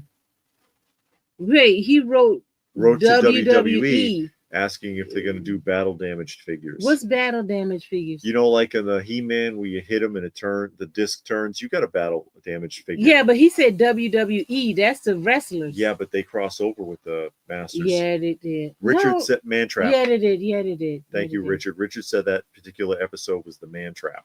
Star Trek. Because that woman was sucking all the salt out of him? Yeah, the Man Trap. Super sticker. Steve made a donation to the channel. Thank you, Steve, so much. We really appreciate it. We really do. It helps a lot. Was with Robert the Herculoids. Shmoo was with the Herculoids, says Robert. They had something like it. They had a big and a small one on the Herculoids. And all of that's a ripoff of Barbapapa anyway. Home video games was actually the main reason for the demise of Saturday morning cartoons, according to John McJunkin, along with the Parental Advisory Education Board. Well, they're the ones that took away. They're the ones that took away Schoolhouse Rock. Because we had the Schoolhouse Rock on disc, and there's a whole extra disc with episodes that never made it on the air because it was canceled on account of that. Richard says the two characters were Glip and Gloop from Herculoids. Antiquated or good enough? Which episode was your Axel favorite? wanting to know which Star Wars you like the best of the 3 that you saw. Okay, so. All right, here it comes. No, take your time. Are you gonna interject? No, go ahead. Whatever you feel about it. This is right here why I didn't want to watch the movie. Go ahead. Okay, so I saw all 3 of them, and I saw the first one, Okay, and I liked the first one. I understood what was going on in the first movie. I got all of that, and that was fine. I was pleasantly surprised by the writing, the acting, and the cinematography and the practical effects. Yes, I really was. I thought, I don't really know what I thought, what I was expecting, but I guess I didn't think that the quality would be as good. some of those older films will surprise you with the practical effects, though. So I guess I didn't think that the quality of the movie would be as good as it was. Okay, so I liked the first one, like I said. Yeah. I understood what was going on. I understood who was who. I had an idea of who was who just by being around. Now I'll tell you, I didn't like that Leia. And if she had kept it up, I wasn't going to watch that anymore because I was ready to turn it off when she started talking. I was not with that, but David said no, she's going to calm it down. Yeah, I thought she was going to calm it down in the first movie. She didn't. Second movie, I ain't like it at all. I thought it was awful. Okay. Wow. I didn't like Luke in the second movie because he was too arrogant. He didn't listen. Yeah. They was trying to tell him what to do. You know, he was supposed to go through training. He wanted to just run out there and help my friends, and I got to go save my friends. And because of him, because of that, he fell into the trap. That, you know, it was set for him. He fell into the trap. The third one, I really liked it. He figured it out. Okay, wait. Which is why he was like that in the second film. He needed to learn. Right. Yeah. So then by the time we got to the third one, it was much better. He kind of understood. I liked the interaction between him and Darth Vader. He was really like, no, you're my dad, and I think you got some good in you and all of this and that there. And Darth Vader saved his life. And, you know, Darth Vader died. And I was like, oh, man, you know, that's messed up. So I thought that should be the end of the movie right there. I didn't like how... just ask Disney. Yeah. I didn't like how Chewbacca didn't get a medal. Oh, in the first one. I thought he should have got a medal. People have been saying that for decades. I thought he should have got a medal like everybody else got, but he didn't get a medal. So, yeah, I actually watched it because I was forced. I watched it under duress. I did not force you. Red Hulk wants to know how we dust in sections. Yeah. Just go around. Plus, you know, it's a controlled environment, so it really doesn't get very dusty anyways. Oh, The Simpsons did a parody of Schoolhouse Rock. Oh, my God. I got to see that. I don't think I saw that. Oh, Raccoon Eyes is laughing at me. Robert wants to know, is it going to be good watching it now because the effects are different? Back then it was special because there was nothing like it before. Yeah, but now they use all this CGI and it feels, and you can tell it's fake. Like then, I guess in your mind you knew the stuff wasn't real, but you knew they built the set. You knew it was something that they made, they fabricated. So even though a hovercraft doesn't exist, it's a car on wheels. They made it look like it was floating. Yeah. Now, we're gonna sit in a green room in chairs just like we sitting now, and all of this stuff is gonna go on around us, and we're gonna have on green suits with dots on it. Yeah. And they're gonna make us look like we're flying in a spacecraft, we floating out in space somewhere, and all of this and that there. And you know, it just you watch these older movies, and I guess that's why I really like watching older movies, especially like the action ones, because you know they did a lot to make that thing look as real as they could. Now, all we need is a warehouse. Like I've mentioned it before, the Bond films in particular, like when in Live and Let Die, when he runs across the backs of the crocodiles, that stuntman really does that. He no wire, nothing. He runs across the backs of 4 crocodiles to get to the landing. David has one Doctor Who figure. I've got the Harborough. I thought the Ewoks was just okay. They weren't awful. That's the the Harborough, the Italian version of the Nego Doctor Who. Mm-hmm. And this is a notoriously difficult set. Those pieces are like, every one of those is a grail. I saw some Doctor Who. David was watching it, and I couldn't get into that. That's too much right there, Doctor Who. And I don't like Star Trek. But that one guy, Bentley, when I was at Sasquatch, he asked me if I watched not Doctor Who, Star Trek. And I told him no. And of course, he has to ask why, because he's a kid and he got to know everything. Sure. And I told him I didn't like it because I didn't know what was going on. And it was too confusing. And he actually explained it in a way that I could understand, probably because he explained it at the Barney level, not at a David level. Okay. But the Barney level where I could understand that everybody on the ship was from different planets that got destroyed. And they were trying to figure out, I guess, who or why their planets got destroyed. And that's why they were in space. And that's what the boy said. And I understood that. Okay. But when David said it, I don't know what David said, but I couldn't get it because I don't know why they're in space and where they're going and why they're out there. But he was like, oh, yeah, they're out there because their planets got blown up and they're all on the ship together trying to figure out what's going on. And I was like, oh, okay, now that makes sense. Our thing about Empire, Leia knew Luke was heading for a trap and leaves him to Vader to save Han, who they knew was going to Jabba, is giving the Force use. Oh, yeah, and then they're twins and all kind of stuff. That got kind of weird. That they were twins, and now she's a Jedi Knight or something. Nostalgic said CGI is garbage. It is classic effects. It is an art form. Yeah. Because, like I said, okay, we watched Battlestar Galactica. They did the same thing. I've seen what's the one? Indiana Jones, of course, Star Wars. Yeah. All of those types of shows. We saw Invasion USA last week. Invasion USA. They blew up 4 houses in that movie. Real houses. Mm-hmm. They demolished a real shopping mall, driving cars through it.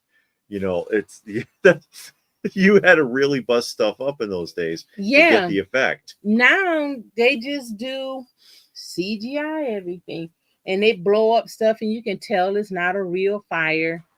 Yeah, you can. The fire's moving around and everything is stationary. And or someone gets shot and there's a puff of red smoke. Yeah. I mean, but you had pride in what you do, and y'all were talking about Godzilla earlier and why Japan always makes a movie after the US makes a movie, and it's because they have pride in the fact that they created Godzilla and they don't want somebody else ruining it. And for some odd reason, it feels like, I don't know if this is true or not, but it feels like it to me. Like Americans just grab something and say, "Oh, okay, let me see if I can." Money. Yeah, let me see if I can capitalize on this, and just and without putting a lot of thought or effort into it. And it's because you didn't put thought and effort into it. Like, and then you look at like these toy companies. They started off a mom and pop. Came up with an idea. Oh, let's make some toys for our kids. We don't have money. It takes off. And then they grow up, it becomes this big thing. And then the parents die, leave it to the kids. What the kids do? Oh, we're going to sell it all. Yeah, look what happened to the Muppets. Look what happened to Dr. Seuss. Yeah, Dr. Seuss. I mean, when they were trying to erect a statue in the town, the wife couldn't even contribute to it. There was no money. She had to beg for donations. So Voyager. Voyager is Star Trek. Yeah, Voyager is what, the 4th show? I think the 4th show in the lineup. Saturday morning, talking about Shmoo again. He says Shmoo was from the 40s, long before Herculoids. Oh, okay. Okay. And Steve says they did. Where did you find that Doctor Who? I don't remember. It was a long time ago. That's the Mego Doctor It's Who, the right? Mego. It's the 9.5-inch Mego, because they come in a larger size. But it was Palitoy and Halbro made them in the UK and in Italy, respectively. And they made the exact same things, except, of course, the Harbro are in an Italian. It's all Italian language, but everything else is identical. And yeah, those are really, really hard to find. Oh, also, I got the Dalek. Oh yeah, you got I've got the you see it back here. I don't know if they want to. Even I think the CGI makes the movie even more mediocre. Yeah. Because at least I think if it had good CGI or good practical effects, you wouldn't realize how stupid the movie is.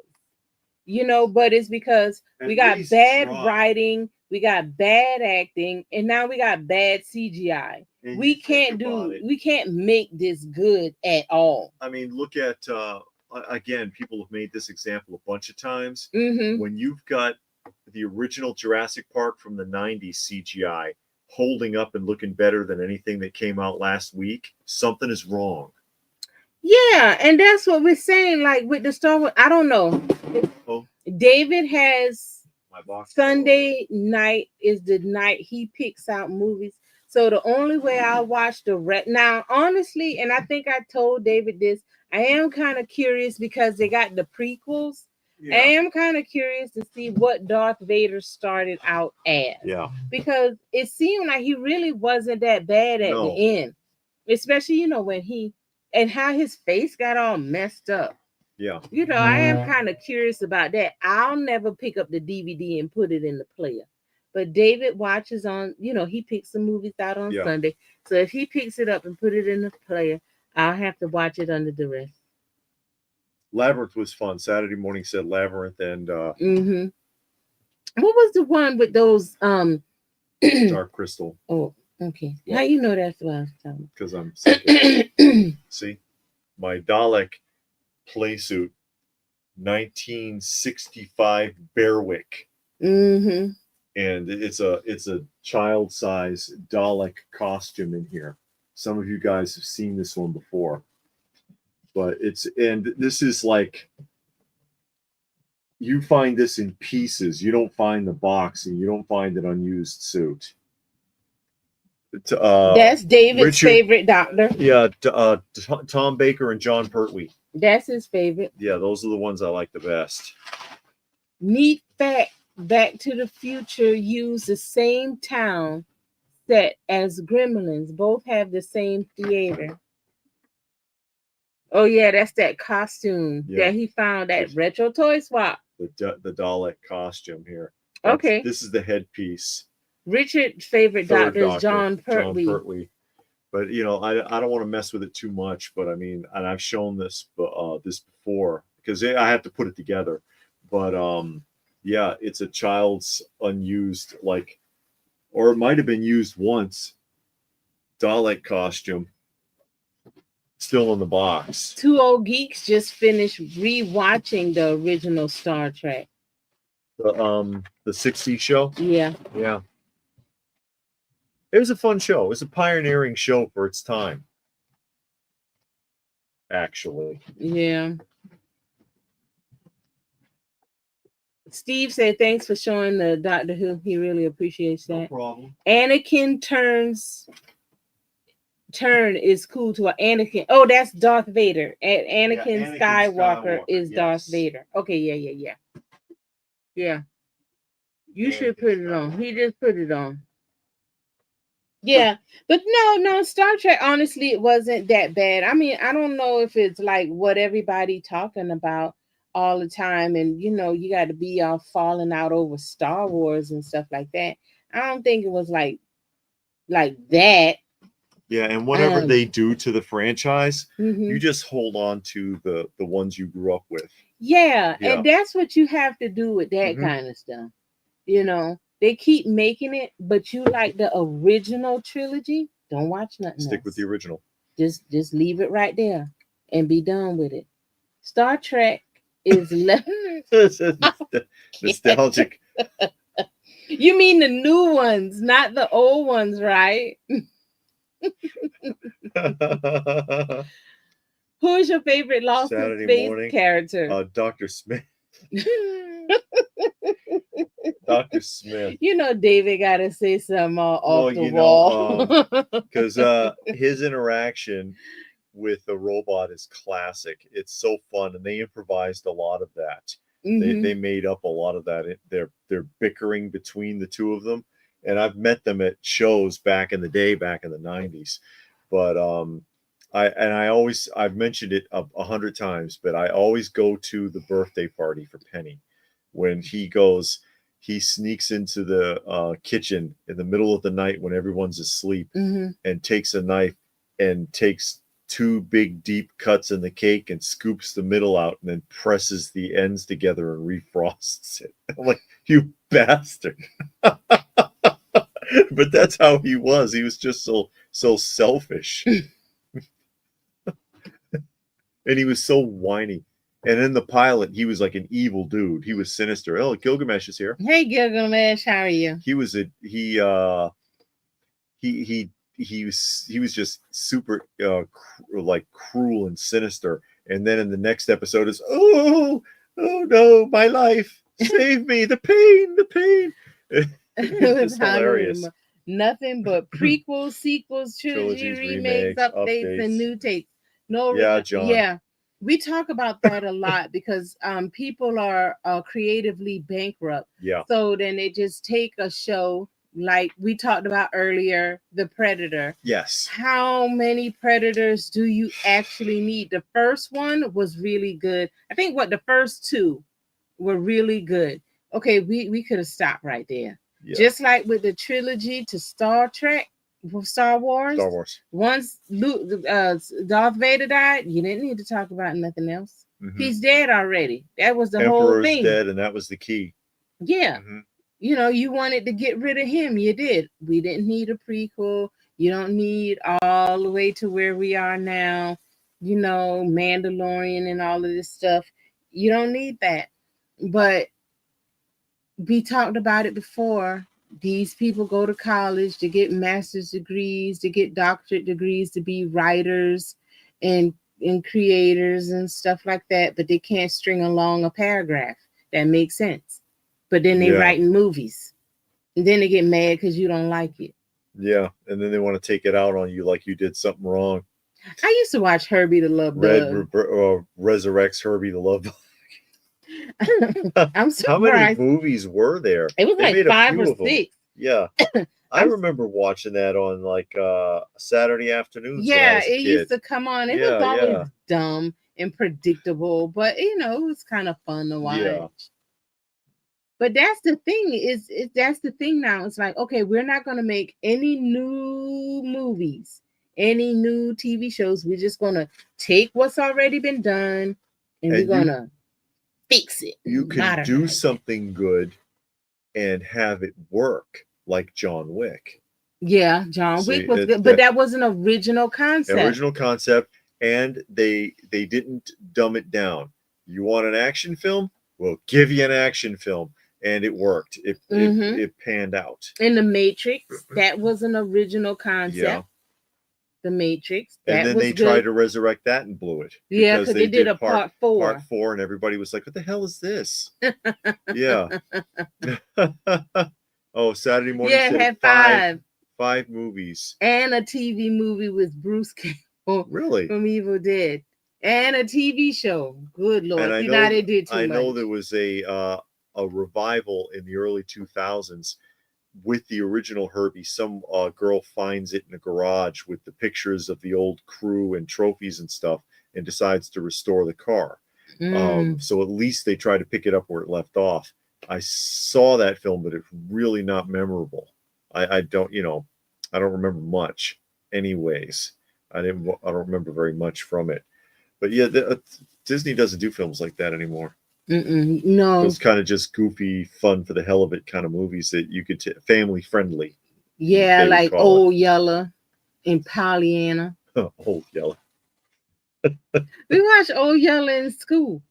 And Pollyanna. The Cat from Outer Space. No. Who remembers that one? Nobody wanted the Shaggy DA. The only Red Hulk says the only Star thing that Wars. might save Star Wars, Knights of the Old Republic movies. Actually, when they said that they were bringing it back, people were expecting to see something like Dark Horse's Dark Empire series, but which they didn't go anywhere near. The first thing they did was line up all their legacy characters to die. Essentially, I mean, they kill Han Solo like immediately.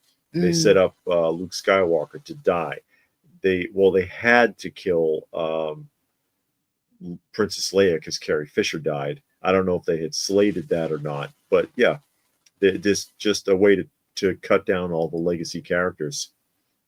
Oh, speaking about Star Trek and Doctor Who, Russell Davis, who is the Doctor Who showrunner, said the Star Trek and Doctor Who could actually do episodes together. According to Richard, oh, I didn't really? hear that. I never heard that. They're in the same universe, supposedly. Apparently, so is Green Lantern. They'll merge anything. Yeah, see, that's when I think you start doing too much. Yeah.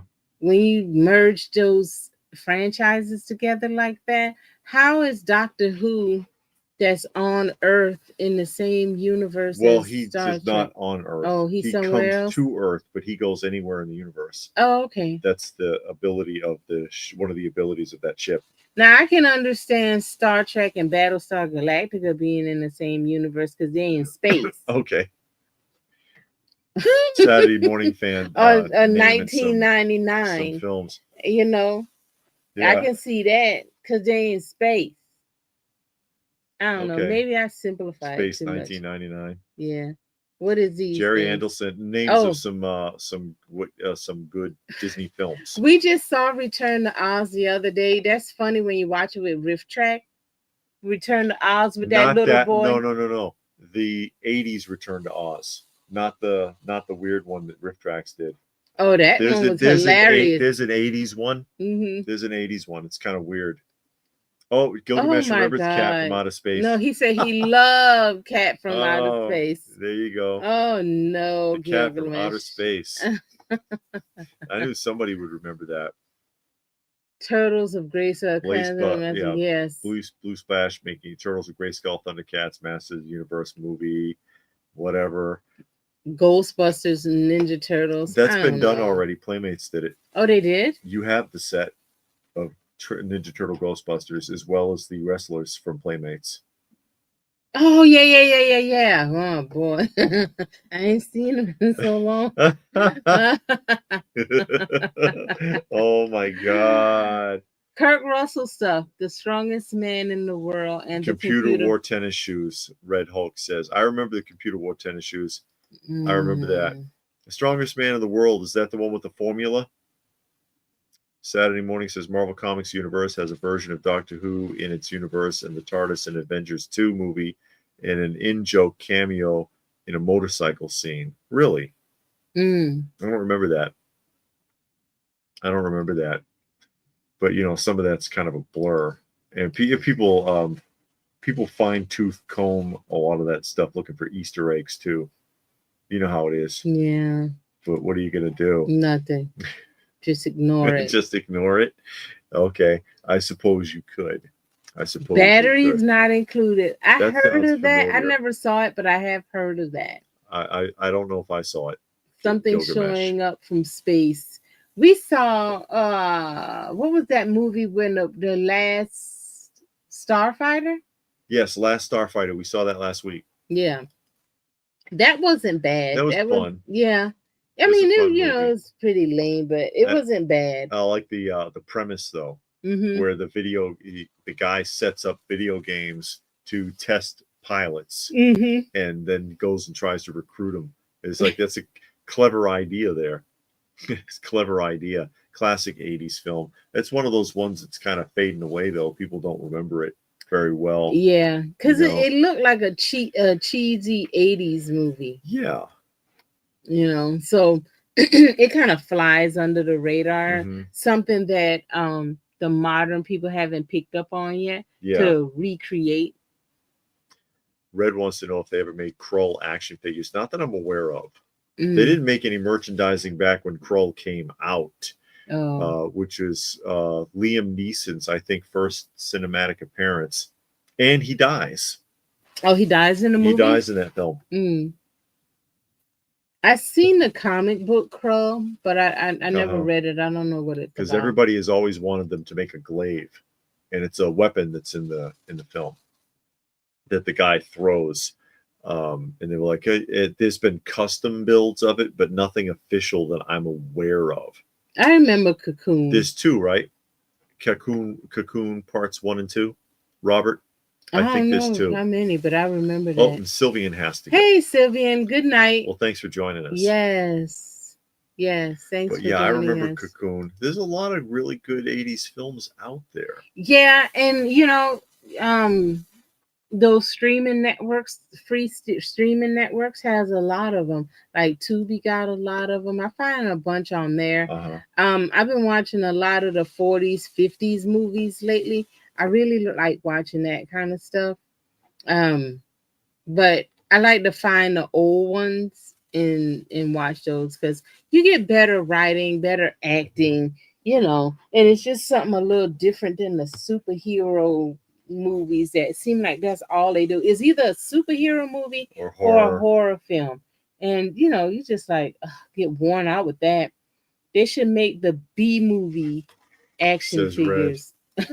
Oh God, Sharknado. Sharknado is funny if you watch it with riff tracks. Funko made Sharknado figures. Are you serious? Yep. No, they didn't. Yeah, they did. They did. They made Sharknado. Oh wow. Saturday Morning says we never got that cool throwing star. The glaive of Kull is what it was called. Yeah, they never made it. And Gilgamesh thinks we'll like batteries not included. It had Hume something and Jessica Tandy. Cronin and Jessica Tandy. Oh, okay. And then, of course, a lot of them everybody remembers, like They Live. Yeah. They Live is really good. I hope they never redo that. Oh, They Live? Yeah, please. Yeah. Just I hope they never redo that. It's Roddy Piper's best film. One question was Wesley Crusher in the movie. I don't know who Wesley Crusher is. Last Starfighter. Oh, the kid who played Wesley Crusher? Not that I'm aware of. Not that I'm aware of. Reenacted but not included once. I stole all the batteries. Says Gregory. Hey, Gregory, how are you? Yeah, Enemy Mine. I remember that one. Enemy Mine is a good one. Flight of the Navigator. Yeah. Starman, Eliminators, the Wraith. They made Starman into a TV show. I used to watch that. I recently watched a Filipino movie starring Wang Wang named Your Height Only, a Bond knockoff. They basically made it, and they made it look dead serious. Kind of recreated a Bond film using a primordial dwarf. And a primordial dwarf is a dwarf whose body proportions appear normal. They don't look like odd. The body is, and they called it Wang, and they got him doing stunts, and it's pretty crazy film. Really? Actually, I would like to see that. He said WWE did Roddy Piper's They Live. Yes, I actually bought the Mondo one. They Live. And Brian is here. Hey Brian, how are you? Thanks for joining us. Yeah, she got Mondo. Oh God. Yeah. David has been off of the Mondo bandwagon now for several years. Several years? Yeah. It's been a while since you broke that He-Man figure. It's been more than a year. I don't think it's been 2 years. Okay, I remember. Think W.L. Wheaton. Will Wheaton. Oh, Will Wheaton. just stop. And Hillian like Tremors 1 and 2 in the prequel, but they milked the franchise too much. Yeah, Tremors was all right. Hey Tremors Jay, how are you? I'll start driving now. The Kane County. Yeah, it's going on right now. Pixel Dan is up there. Oh, is it? Yeah, Pixel Dan is at the Kane County right now, I believe. He had a G.I. Joe figure? Says Saturday morning. Yeah, it's like a show exclusive or something. It's actually really freaking expensive now. Oh, Small Soldiers, is that like claymation? Yeah. Okay, I know what that is. Yeah. The years go by fast, David. But I remember Enemy Mine, and that was actually you would never even be able to tell if you didn't read the credits. The alien was Louis Gossett Jr. Oh yeah. Yeah, he was the alien, and you would not with the makeup on anyway. You don't know, and you sure as hell wouldn't recognize his voice because he sounded like Merman, and he was doing the voice. Oh wow. Yeah, it was weird. It's an interesting movie though. That should be easy to do. All you got to do is buy a kilt and take the jacket off, because I think he comes with a jacket. Yeah, Nostalgic wants to customize it. Yeah, make it a Roddy Piper wrestling figure. That would be nice. A 1/6 scale one. Saturday said Roddy's a member of Cobra. Really? Because he was a heel. Oh. Steve wants to know if we have Red Dwarf toys. No. I don't have anything. They did toys for Red Dwarf? I'm sure they did something for Red Dwarf. It's a popular enough show. I saw both of them. No, Red Dwarf, the Oh, you know what I'm thinking about? Red Dawn. Isn't that the one where the nuclear attack from Russia? Yes. And then the second one, classic 80s movie with the Wolverines. Yeah, Red Dawn, and they redid it. The remake's not too bad. Yeah, it's not too bad, but it didn't come from Russia. It came from somewhere else. Yeah, it was like North Korea. Mac and Me. Oh my God. Mac and Me was awful. Especially when it was in McDonald's and he was dancing on the table and you're like, what is he doing? And then they gave them citizenship. And then the woman, they were dressed in like regular clothes in the courthouse.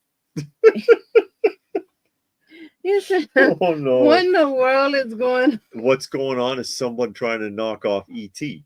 is what it is. I'm here to chew bubblegum. Yeah. Oh no. Oh my God. But yeah, Red Dwarf, he's talking about it's a sci-fi comedy show from the UK. Sylvan, I thought you had to go. Now you're talking about Mac and Me. Well, that Drew, every time he tries to get out, they pull him back in. Gregory said lengthy McDonald's commercial. McDonald's could have spent their money more wisely. Yeah, because I don't think a lot of people saw Mac and Me. So and Aaron says Roddy Piper worked for Destro in the G.I. Joe universe as an Iron Grenadier. Really? Yes. In the comics? Well, I don't know about that, but in that storyline, it must have been on the file card. Oh, okay. The aliens drank soda. Oh, yeah, they Coca-Cola. Man, please. That movie was stupid. Axel remembers BJ and the Bear. I remember BJ and the Bear. I do remember that show with the he had the chimpanzee, right? Really? I guess. Go ahead. Oh no, you're fine. No, I was gonna say. I guess when the movie came out, Ronald introduced it. The Mac and Me trailer. Oh, that's awful. That is. John wanted a Roddy Piper figure when they were a kid, but the kids got him Greg the Hammer Valentine instead, and bought a Barbie miniskirt and told me it's close enough. Oh, really? Greg the Hammer Valentine. Poor Greg the Hammer Valentine didn't age well. Oh yeah. Yeah, Greg the Hammer Valentine looks terrible. Oh, is he still alive? Oh yeah, he's still around. He's on the autograph. Well, they all are on the autograph circuit because that's what everybody does now. They go around and they fill out autographs. We were supposed to go to one show that had Bob Backlund, and I was kind of excited. And I don't know if we didn't go to the show. We didn't. We ended up not being able to go to that one. Oh, okay. That's what happened. Okay. And no, there's no. Gregory wanted to know if there's Mac and Me action figures. Not that I'm aware of. I don't know. Not that I'm aware of. Yeah, that's one that don't need to be touched, I think. And that's true. Hillian said McDonald's had to stop doing the McDonaldland commercials because, and that's Sid and Marty Krofft sued them. Why? Well, because some of those things look like his characters. Not just that, but McDonald's had gone to Sid and Marty Krofft to get characterization. Sid and Marty Krofft said, "Screw you, McDonald's," because Sid and Marty Krofft is really hard to work with, honestly. The brothers. Yeah. So McDonald's went and hired one of their designers behind their back and said, "Hey, do this." Hey, and, Johnny.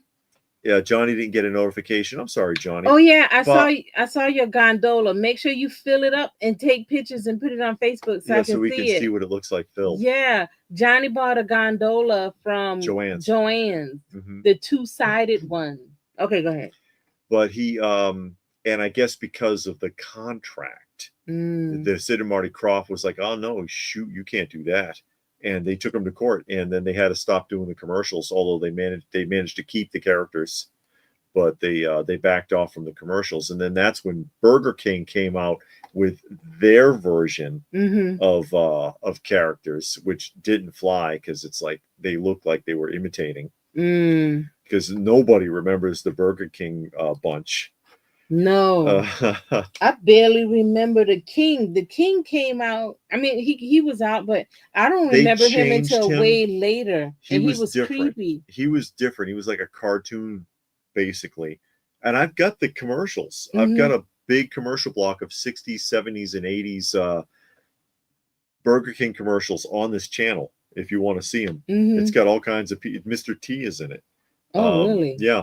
But it started off with the King as a cartoon character, and then they went to the Magical Burger King officially in the late 70s to be an alternative to Ronald. And it was obvious. And then when they came out with the whole Burger King bunch, and they had the guy with the French fry hat and everything, it was just like, nah, you're obviously copying McDonald's. About an hour and 40 minutes ago, Johnny. Yes, we've been on for a while. Yes, Gregory, the original King was a magician. Burger King. I've got the doll. Yeah. I've got the doll from Knickerbocker. And it looks creepy. From 1980. And it has magic tricks that come with it.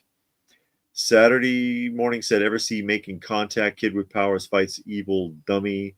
Has tons of 80s toys. Kid has a rat-like robot, and Darth Vader makes a cameo along with a talking burger."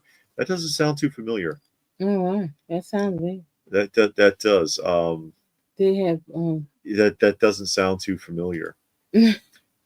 But and Richard wants to know if we have any Janet Anderson toys. I don't.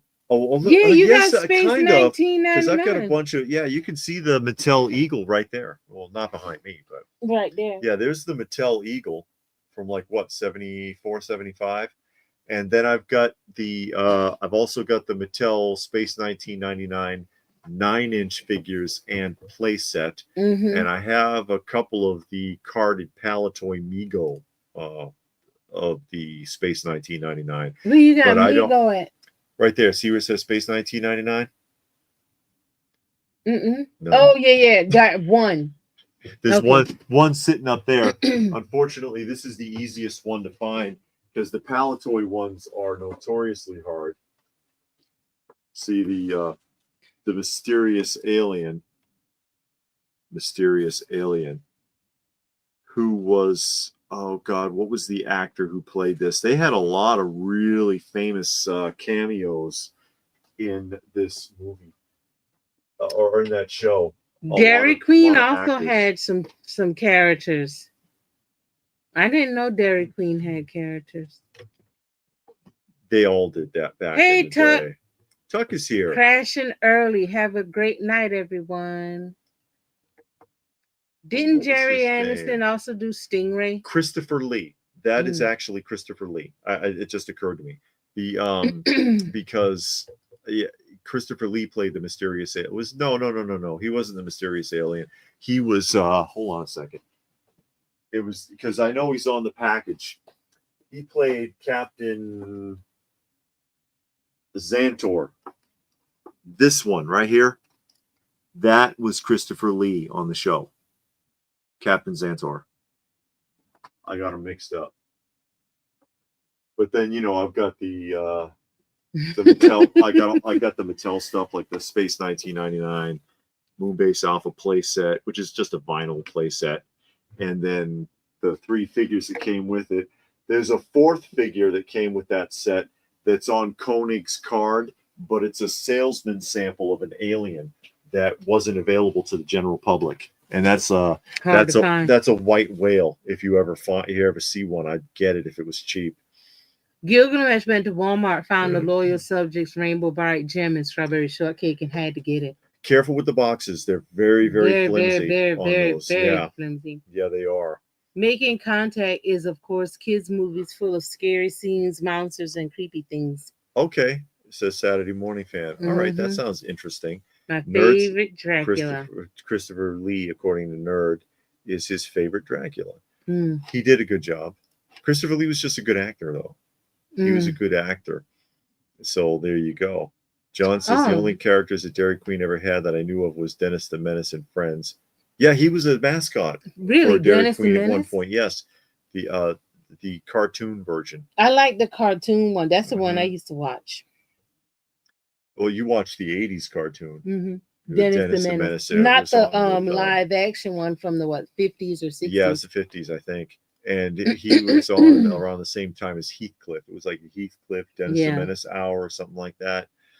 And then Inspector Gadget would come on. Axel recommends Ghost in the Shell. Yeah, I remember Ghost in the Shell. My classic collection. You've never seen it, I'm sure. But yeah, I remember Ghost in the Shell. I remember that Scarlett Johansson did that, and they got on her because the person's supposed to be an Asian. And she's white. I don't know, but I'm sure if they did a live action of the Ghost in the Shell, they screwed it up. So it doesn't matter. But I remember that being talked about. Why is she playing an Asian character? And I was like, well, I don't know. I don't know either. I don't know nothing. No. Blue Splash remembers Goosebump from Trick or Treat Studios. Oh, the Goosebump figures from Trick or Treat Studios. And who was it? Tales from the Crypt Keeper had action figures in the 90s. Did he? Yeah, Tales from the Crypt Keepers did action figures. I forget who made those. I like reading the Tales from the Crypt comics.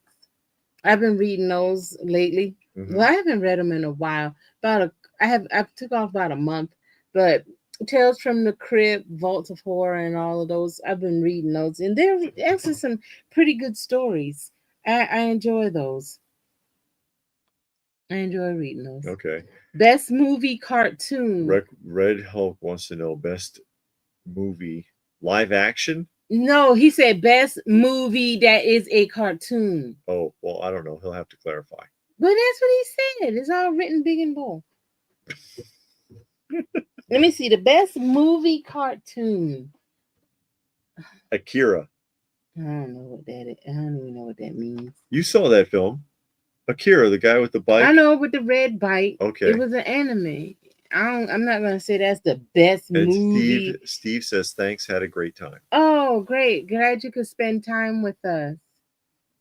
He was in Gremlins? I don't remember because I haven't seen Gremlins 2 since it was in the theaters. Robert wants to know what we do when we get off.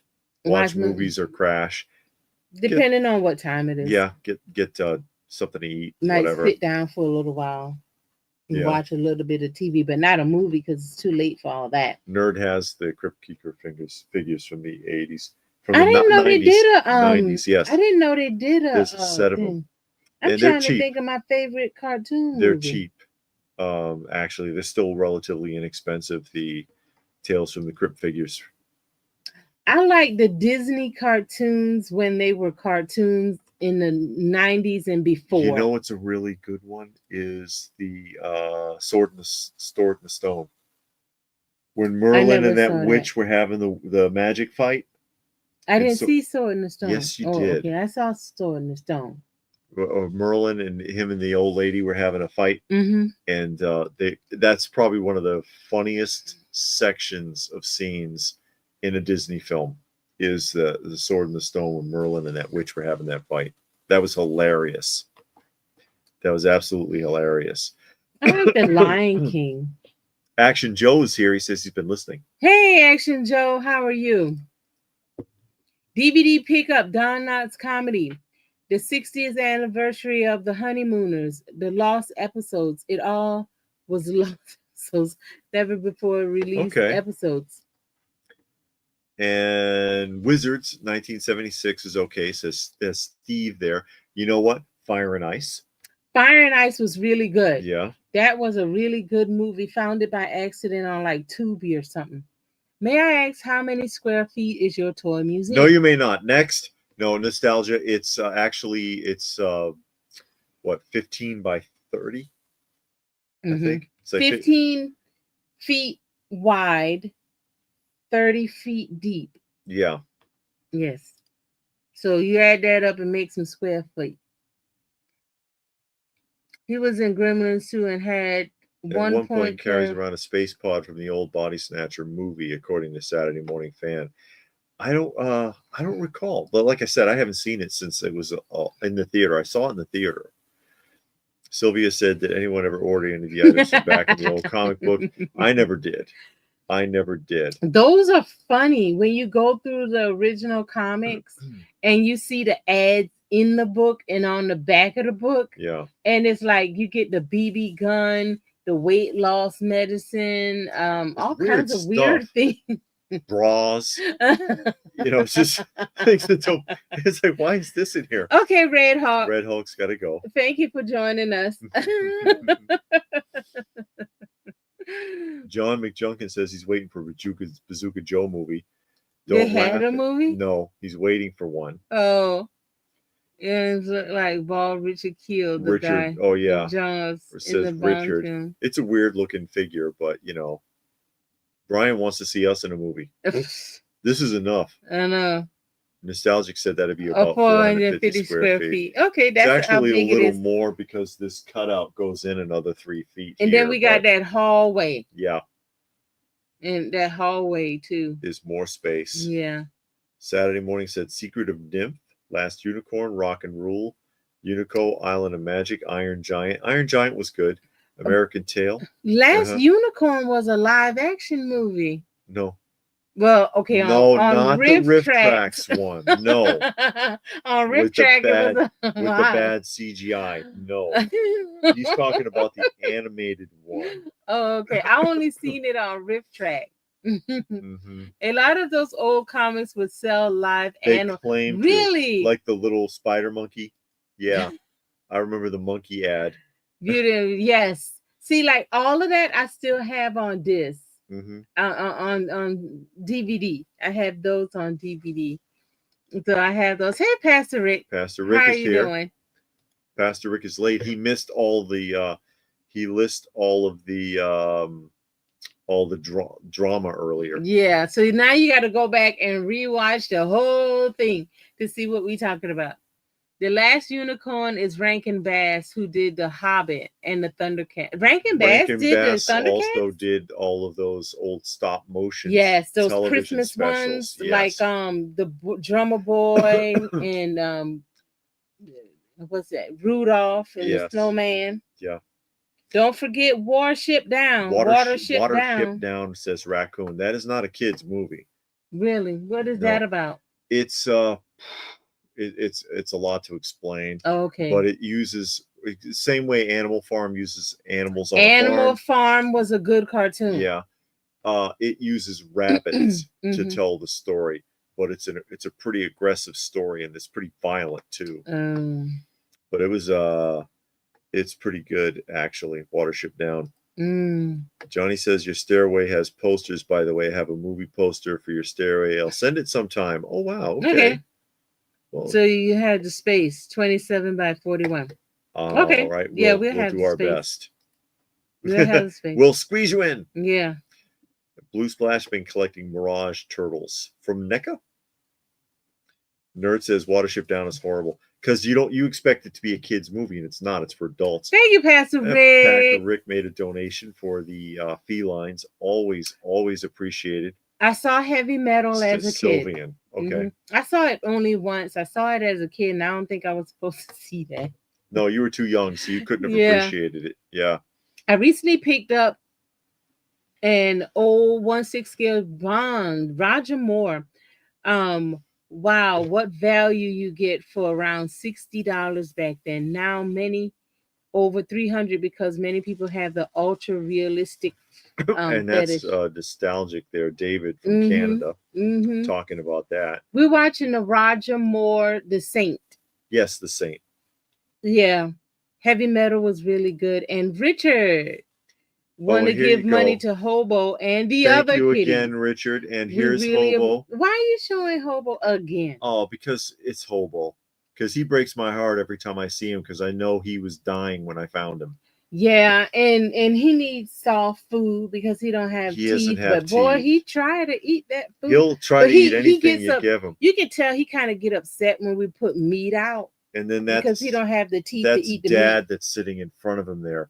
And these are the two bookends on the porch. These two never leave the porch, and they are both the cats that were dying when we took care of them.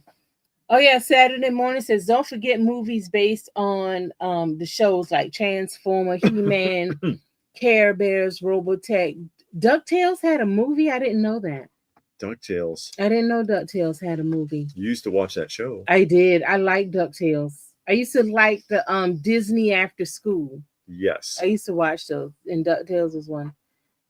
Fan Home has a new subscription model that has my name on it. It's 176 scale of the USS Constitution. Gonna finish the 66 Batmobile first. Oh, that's the one. That's you gotta work on for 4 years, right? Yeah, you get like every month or every couple of months.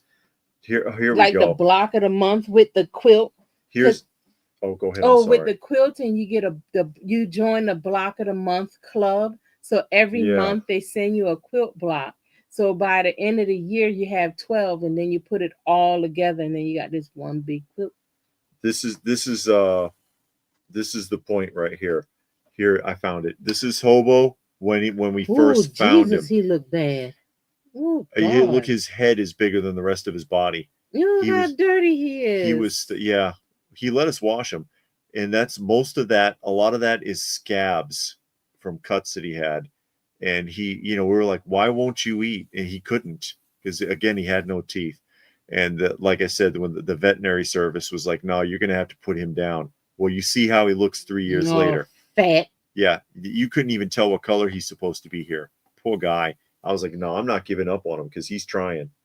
Grave in the Flies. I've heard that was a really good movie, but sad. I think you got to pay for it, so I've never seen it. Hey, it's Yogi Bear, Man Called Flintstone Jetsons, the movie. Some more movies Saturday morning. Live action?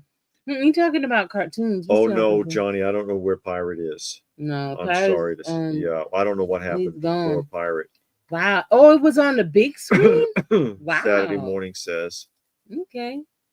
DuckTales movie called Treasures of the Lost Land. I don't remember that. I used to like when Uncle Scrooge would go swimming in his money bin, and then the Beagle Boys would always break into his money bin and steal his money.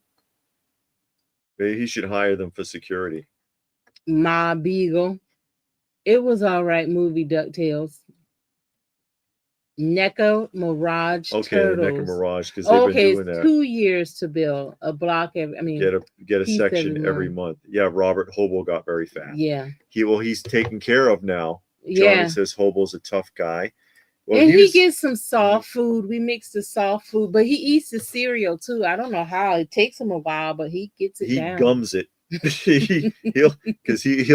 He'll eat anything you give him. He'll try. He's just got that instinct. And what is that? Axel wants to know if they all get along. Well, I showed this earlier. I'll put it up again. That'll answer your question. They really do. Even though they're from different groups and stuff, that some of them are related, some are not.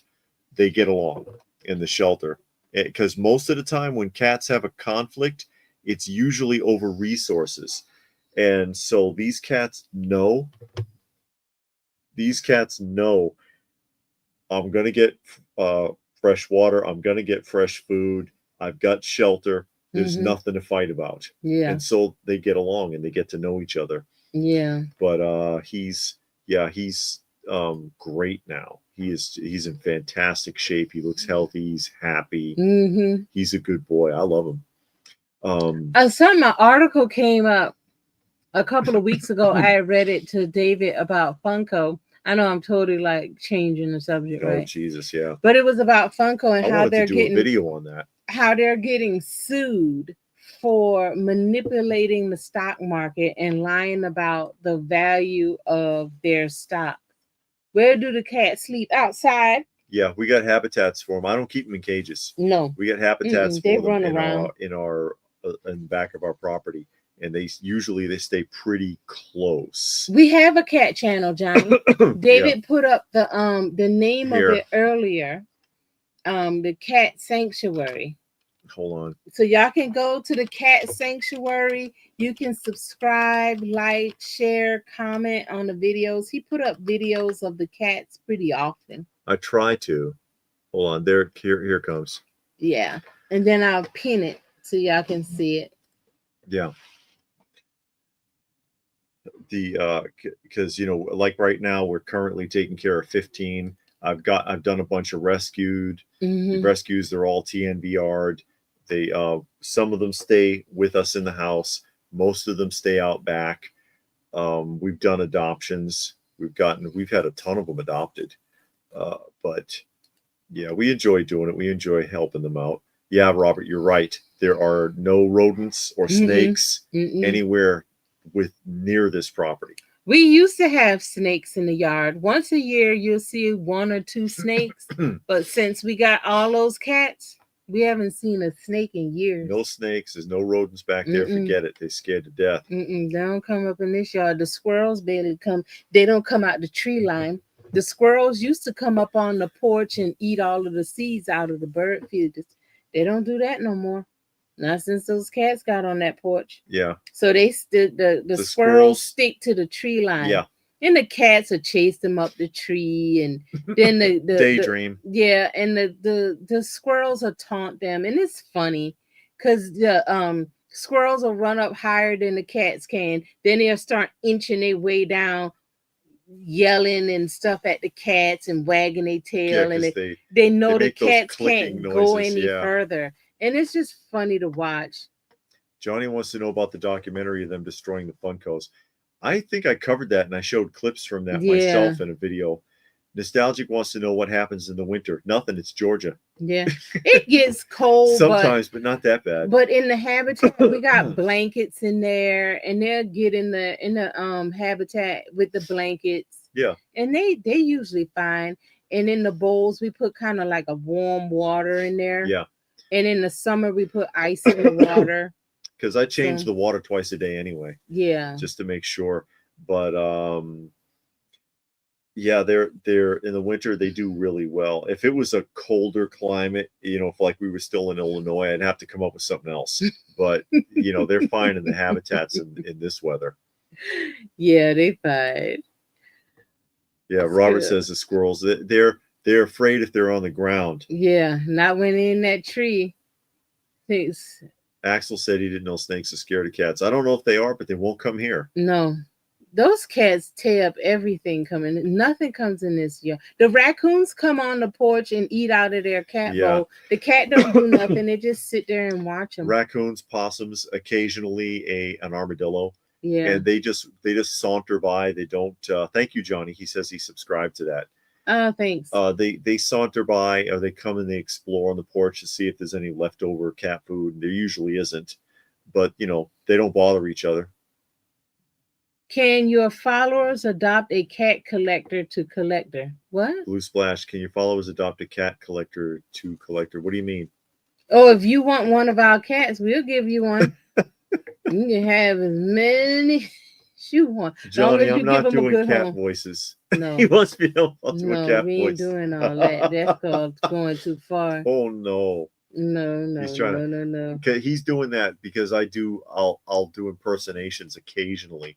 I never thought about cat voices for any of them. No. I never thought about that because I don't expect them to answer me. He talked to those cats. They understand me. They do.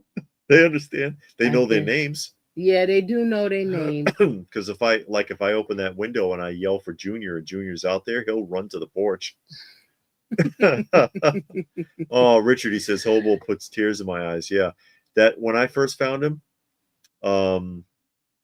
yeah, I mean he was literally dying. Yeah, he had no teeth, covered with scabs, and some of them were infected. He was filthy, dirty. He had fleas, he had ear mites, he had intestinal worms, he had a virus. Ugh. And feline AIDS. And it's like, and that's why the vet was like, no, there's no way this cat's gonna live. And I'm like, oh, give him back. And now look at him, he's fine, because I cleaned him up. I got him medicated. I did everything that he needed, because it felt to me like he wanted to live, and he did, apparently. And the feline AIDS, in case any of you were wondering, it's not like humans. They can only contract it through a bite, which he has no teeth, so he's bite nobody. No threat to any other animals, because that's basically the only way they can get it. So he's no threat to another cat at all. I like Garfield. Yeah, Garfield better. David, the cat whisperer. I could always change the name to Cat Whisperer. Do a movie of the cats. Says people Robert. Probably watch I don't know. Yeah, they probably would. They probably would. The last video I put up on the cat channel is not Hobo. I'm stuck on Hobo now. Uncle, talking about Uncle a little bit and how he bogarted his way into the house, and now he's like a permanent resident. And the one I did before that was actually, I think, Granny Smith, because her too. She was another feral, and now she will not go outside at all. She refuses to go outside. She refuses to go outside. She'll back up from an open door. Yeah. And this is a cat that was born outside, lived outside, living under a shed, never been indoors, and we ended up with her because she had a broken elbow. And so she's better, but it never healed right because it was broken for so long. She walks with a limp now. But she still run around in a box with the other cats. It doesn't hurt her. It doesn't seem to hurt her because she runs and plays and jumps and does whatever. Yeah, you open an exterior door, she'll panic. She's like, oh no, I'm never going outside again. Screw this. I like this. So she's become a house cat now. Yeah. Official house cat. Uncle too, I guess. Yeah. Uncle's become an official house cat because he was an outdoor feral too, and he went through a transition. And there we are. Some of them do, and some of them never do. Robert wants to know about Crumb. Yeah, Crumb was adopted away. So Crumb is adopted away. He was a cat that kind of needed to be by himself. Yeah. He was better off alone than with other cats around. And Dusty also. And I loved Dusty, and she was a sweetheart. But she was one of those animals that she didn't play well with others. Other cats being around, like Miss Kitty doesn't like other cats, but she's still fine. Dusty, it's not that she didn't like him, she was afraid of them. And so it wasn't good for her. And yeah, I hated to let her go, but we had to adopt her. And Little Girl also, for the same reason. Little Girl was adopted because of that. And we've done a ton of kittens, because sometimes these cats, they have kittens, and so we get them serviced and adopted, because spayed and neutered, whatever, and vaccinated and adopted, like that feral mama we got last year, who came and had 5, and now she can't have any, but she's a permanent resident on the porch too, even though she's still afraid of me. Actually, David, yes. He says, do the stray cats use litter? Yeah. Not only so much so, and I mentioned this in the video about Uncle. Remember, this was a feral outdoor cat. Every once in a while, he likes to go outside, okay? And he'll go and he'll sit on the back porch and just sit there. Or he'll sit in the grass and just sit there for a while. Hey, Eric. Oh, Eric is joining us. He says, how's Lord. Little monkey? He didn't know the cats and everything. Yeah. He, Uncle comes to the window, the kitchen window, when he wants to get back in. So I open the window up. He runs right in the litter box and goes to the bathroom. It's like, dude, you were an outdoor cat for years. Now you can't go out there. You got to come back in here and go to the go to the litter box to go to the bathroom. They pick up on it pretty quick. They do. If you just show them where it is, you take them and you kind of put them in there, they sniff around. I think that's enough for them to figure it out. Yeah, they figure it out. But Robert used to like Crumb. Crumb was all right. He just, he started getting aggressive with the other cats, and we figured it out. Okay, he needs to be by himself with somebody. He'll be a good single home cat. But Eric, Monkey is great. He that was the one that someone brought to us that was burned in the engine of a car. He was too young to even have food. I had a bottle feed him for a couple of weeks, but his paws were burned because they found him in their engine while they were driving. And they heard noises and went to AutoZone, and when they opened it, there was a kitten in there trembling, and his paws were all burned. But he is still as playful as a kitten past when he should have grown out of it. He has this plastic spring. He will play with that damn thing for like 2 solid hours every day, chasing it everywhere and carrying it in his teeth. And he'll bring it to you because he wants you to throw it. And then you take it and he starts hollering and calling out and looking, and then you throw it and he scampers after it, and it's nuts.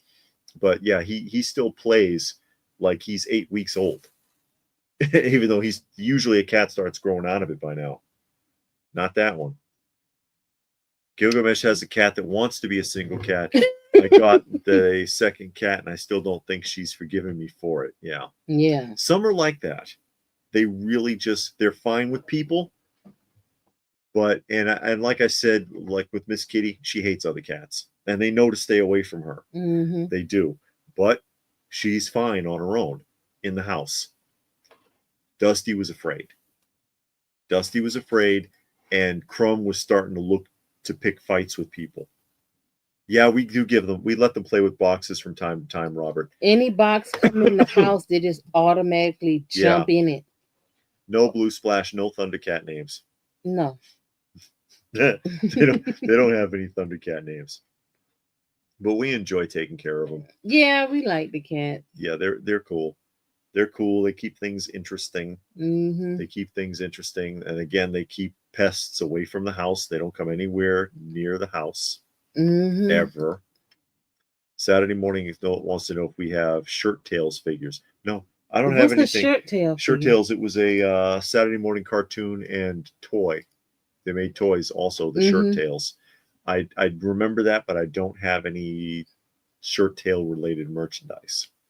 Oh yeah, we was talking about Funko. So what they did, they manipulated the market by purposely oversaturating the market with their product. Yes. Lying to the buyers that they were worth more than they really were. That was revealed in court. So you are FYE and you order 10,000 cases of Funko Pops, but you got 15 so that they could pack the order to make it look like they're shipping more than they are. Yeah. And then I don't know. Or selling more. Yeah, selling more than they are because if you're FYE, then you're going to try to figure it out. Okay, what are we holding these? Are we sending them back? Whatever they had to do, I don't know. But as far as this, when you're doing that for a couple of months or however long just before revealing numbers to go public for stock, that's illegal. Yeah. And so they're in trouble. Yeah, so they agreed to pay I think $14 million. It ain't much. They got off easy. Not a lot. They got off not easy. A lot.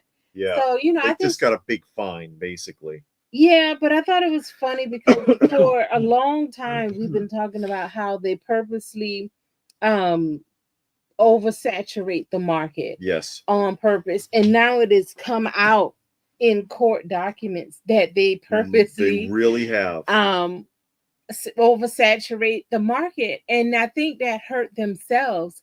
They only hurt themselves doing that because it's like, okay, if y'all had just put the stuff out, honest about it, put it out little by little, and then if the demand call for more, put out more. Now people are tired of it, and everywhere you go now, all you see is people dumping Funko Pops.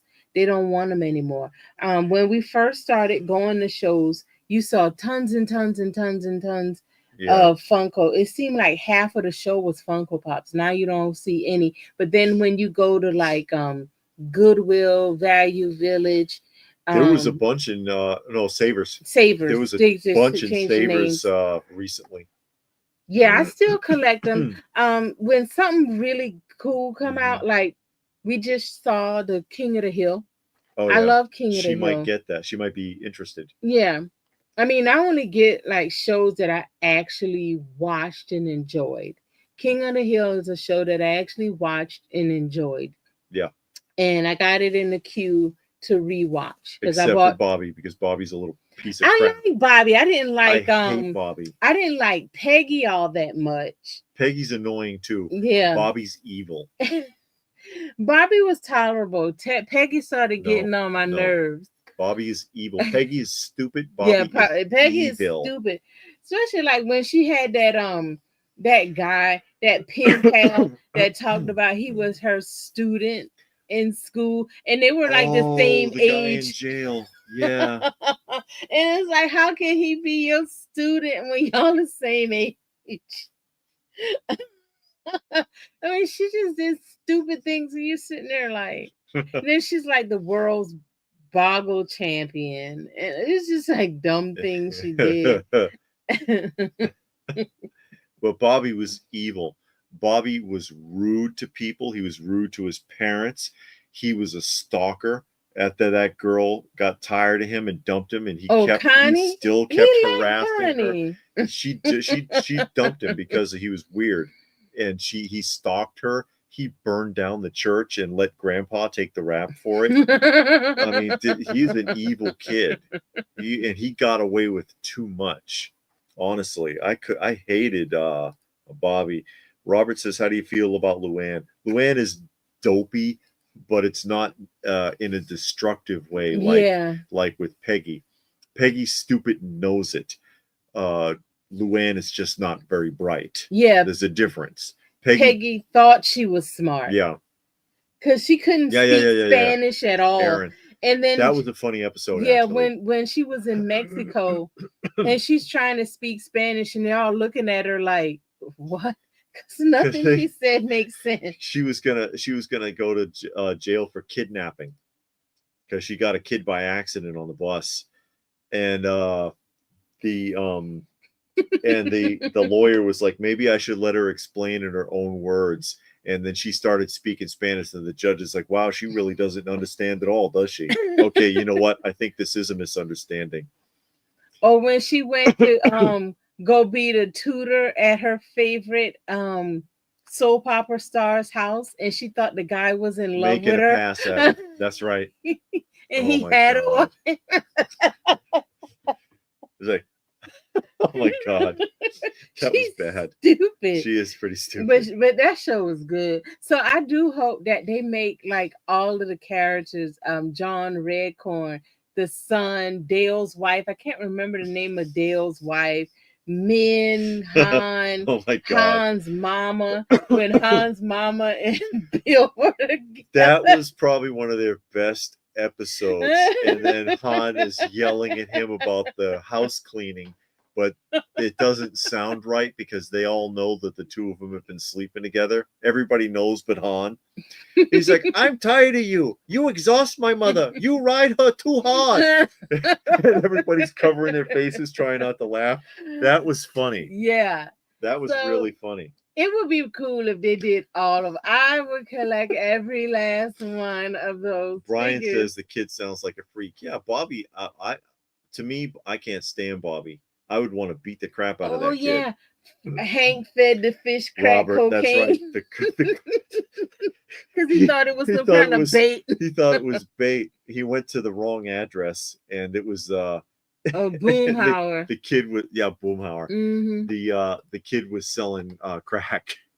Oh, hey, the artist Jesse. Jesse, say what? Happy Saturday. Yeah.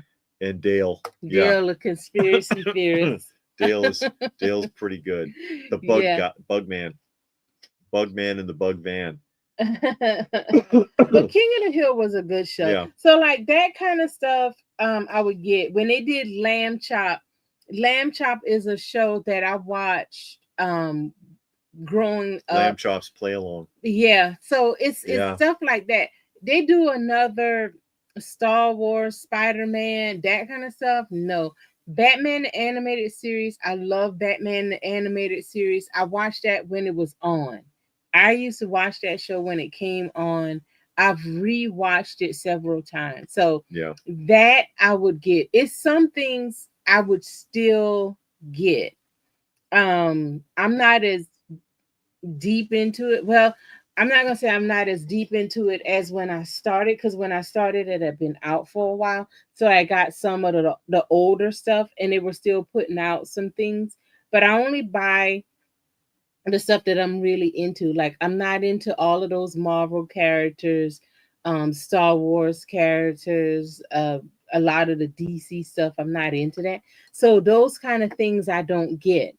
But the ones I get, like the TV shows, the Care Bears, the Muppets, that kind of stuff I'll get.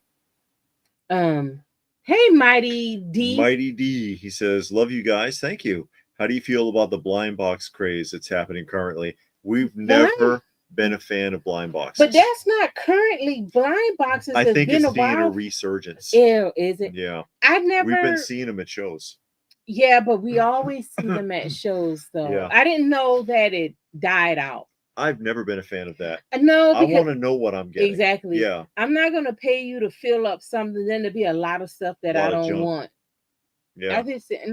I mean, some people really get into the blind boxes, because we go to shows and they always have blind boxes for sale, and people will buy them. Hey, if that's your thing and you really don't care, then that's cool. But I was never into that. What? Gilgamesh he says King of the Hill getting a new series. I have zero hopes for it. I've heard about that and focusing on Bobby, which really turns me off because I don't like Bobby. Is he going to be an adult or a teenager? Adult. I have the perfect plot for a comeback for King of the Hill. I wish I could talk to someone on the staff. And I'll tell you. And if anybody's watching, I said it first because it's going on live on the air. Okay. On Open by Chance. This is my premise. Now you all know about John Redcorn. Okay. And that he was cheating. He was sleeping with Dale's wife. And they had been cheating for a long time. Said, "Oh, I have my headaches." And then he has to come, John Redcorn. And every time you saw an episode, John Redcorn's jumping out of the window or something like that. Okay. And that Dale's son, they believe, is John Redcorn's because he looks like John Redcorn. Okay. And no one talks about it on the show. They don't want to hurt Dale. All right. And Dale always says, because it came up in one episode, I believe, Dale says that the reason that the son is darker is because he has Jamaican heritage in his bloodline. He has like an aunt from Jamaica or something like that, or some distant relative is from Jamaica and it skipped a gene. Okay. And my idea is they do an episode where I can't remember the kid's name. I can't remember either. Yeah. Where the kid, he needs like a kidney transplant or something. And then everybody's like, oh no. Well, we can get the kidney from the father. And then it has to come out. And then the mother, the wife says, because she dropped the relationship eventually. Yeah, she did. And became rededicated to Dale. But and refused to ever see John Redcorn again. But Richard says he's got to go. Well, thanks. Glad you could make it. and he says he loves when he can donate to the kiddies because they're amazing. We appreciate that. We appreciate that. So she has to come forward and say, well, honey, there was a time I may have, fooled around with John Redcorn. And so there might be question and blah, blah. And then they do the blood test. They do a DNA test on John Redcorn and Dale is the father, not John Redcorn, because it was the truth about the Jamaican heritage thing. And then John Redcorn's like, what? I think that would be fantastic in that plot line, because then everybody would be blown away because they all really believe that it was John Redcorn. It's John Redcorn's son. Johnny doesn't like blind boxes. He thinks it's stupid. Neither does Blue Splash. Yeah, a lot of people don't like it. They think it's gambling. Blue Splash. Mezco did do it. Mezco did it on April 1st. And people thought it was an April Fool's joke, but it wasn't. It wasn't. Hillian says Dale's voice actor passed away. They could find somebody to cover it. But what was I saying? Mezco, yeah. On April Fool's, they had a half-price sale, but you wouldn't know what you were going to get. And they said it's not a joke, actually. I know it's April Fool's and everything, but we're serious. And so you'd pay, I forget how much, $48 or something like that. And they would send you a Mezco that they had, whatever left over in the warehouse, and you would not know what it was till you opened it. I don't know how I feel about that. Because I want to know what I'm buying. No, because your luck is it'll be something you already got. Yeah, or it'll be a piece of crap. I mean, if it's one of their, it'll be Wonder Woman. If it's that like Ant or those junk ones, that probably would be cool. It'll be Aquaman. Yeah, it'll be something lame. It'll be the Moana, how the hell you pronounce his name? Aquaman, which is like one of the worst ones they ever made. Yeah, I'd rather just buy it outright. Just see what I'm getting. I don't need all that. Blind boxes remind me of trading cards. You never know what card you'll get. It says Saturday morning. But with trading cards, at least you're buying from a singular series. Yeah. Like if you buy a pack of Star Wars cards, there's Star Wars cards in there. Yeah. You just don't know which ones yet. But with a blind box, you don't know what the hell's in there. It could be anything. Absolutely anything. Yeah. I'm like, nah. That's basically what Johnny's saying. At least you're gonna get a full set, maybe two. Like I know we go to the comic show and they have blind boxes of comic books. And they pack them in a mailbox, the priority mailbox box. The post office would not approve. No, but you see like cases of these things full of blind, and it says, blind box comics, and then they got a value on it. Yes. And it's like, okay, I'm gonna get this. How do I know it's not all free comic book day comics? I just paid $30. You know what that reminds me of? There's a 90s Saturday Night Live sketch from back when they were nostalgic. It's a way of getting rid of stuff they can't sell. Yeah. And with the promise that, and every once in a while we'll throw something real cool in there just to throw people off, basically, so that everybody doesn't get an okie doke box. But in the 90s on Saturday Night Live, back when it was still funny, they did a bit where they had a blind bag thing that they were selling in Beverly Hills. It was a Hollywood, Beverly Hills, whatever. And it was the blind bag. And they had these sacks with a prize inside. And it's like the $5,000 bag, $10,000, $20,000 bag for celebrities to purchase. And they would come in and they'd pay for, I want a $10,000 bag to see what's in it.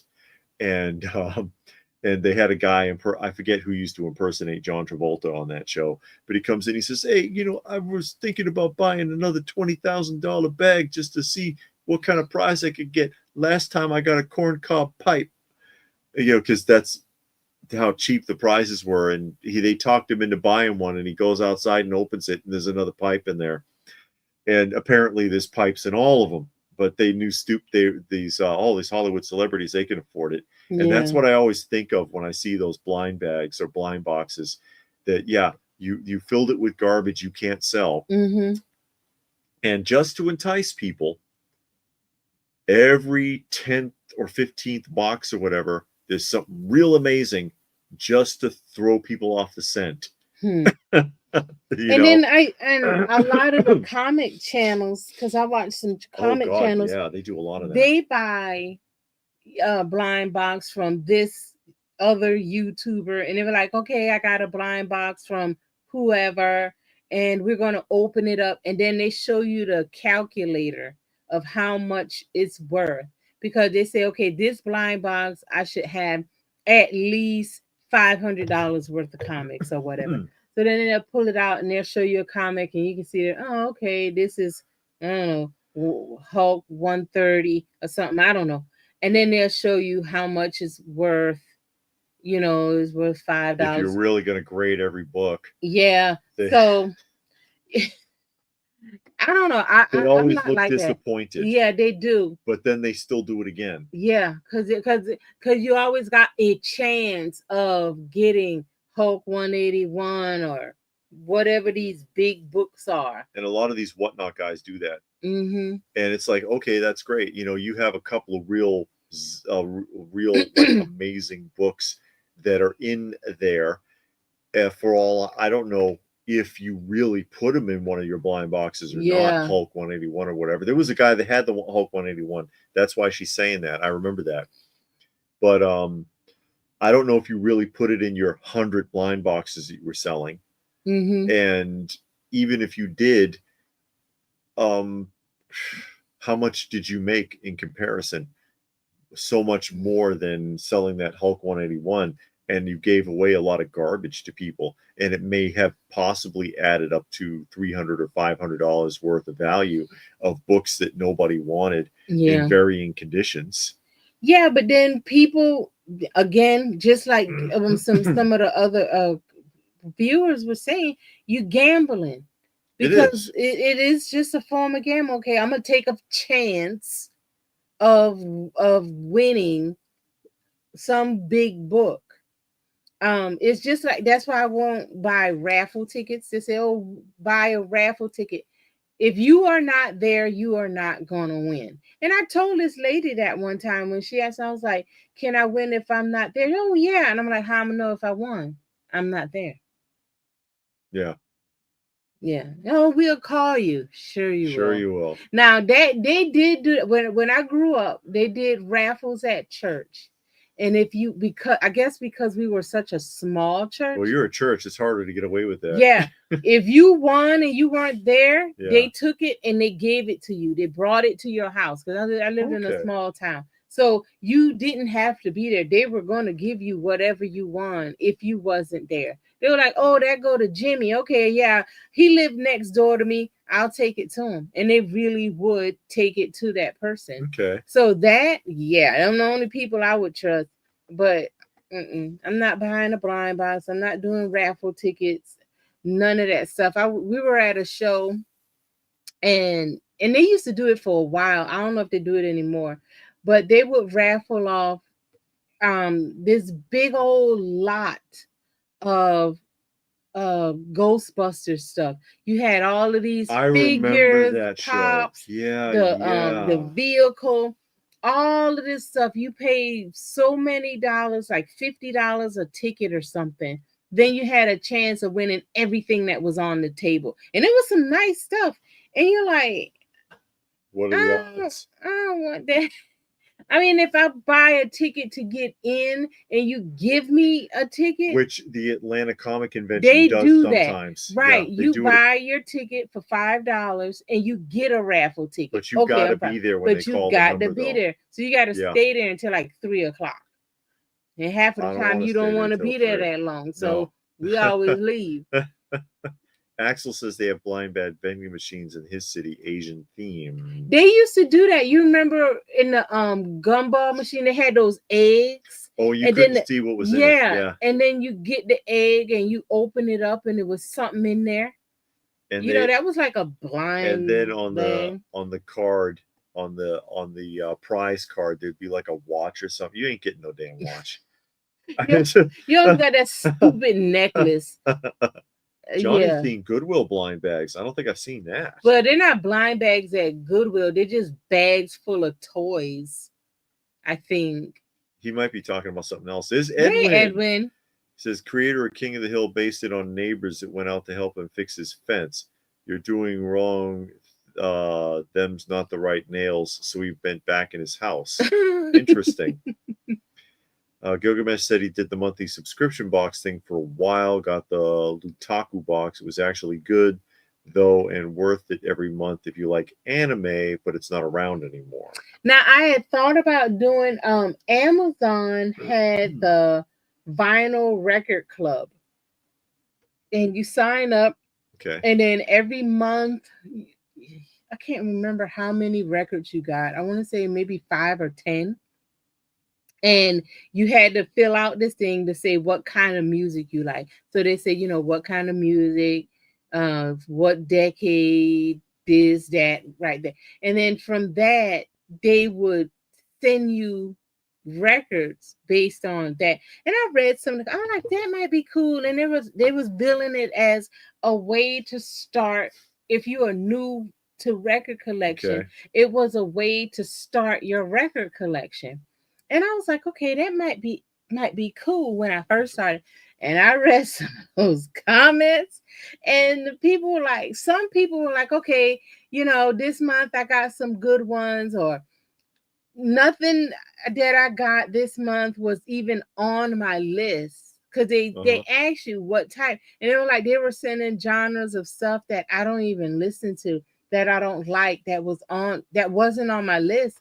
And I'm like, no, I don't want to take a chance like that, because I'm gonna be really mad if they send me like country music or jazz or like Billie Eilish. Yeah, or like 2010 pop or something like that. Yeah. You know, modern day rap. I don't want that mess. Johnny says actual paper bags with stuff sealed. Really? Yeah. Our Goodwill, they put it in clear bags, and they just put it like a handful of junk in the bag. And then you kind of roll it around. What it is. Yeah. But you can't take nothing out the bag. Yeah. So you need to, because you know, if there's a G.I. Joe in there, you poke your finger in there and you slip Joe out. Yeah, because some bags you do see with that hole in there. And you're like, man, what did somebody take out of that bag? A Star Wars figure in there or something.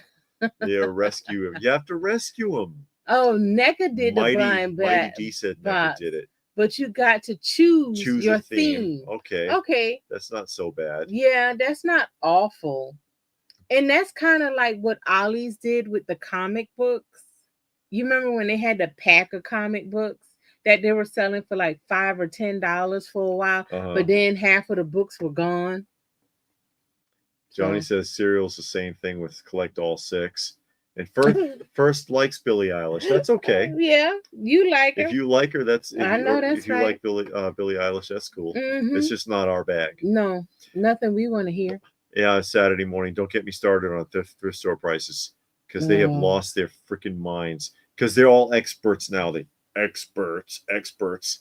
They think they know everything, and they price everything out like to something insane, because they try to look it up on eBay, and they just look for the highest possible value, and they have no clue about condition. They don't know if something is authentic or reproduction. They don't know anything. No, but they'll charge you like it's like it's the pinnacle of value.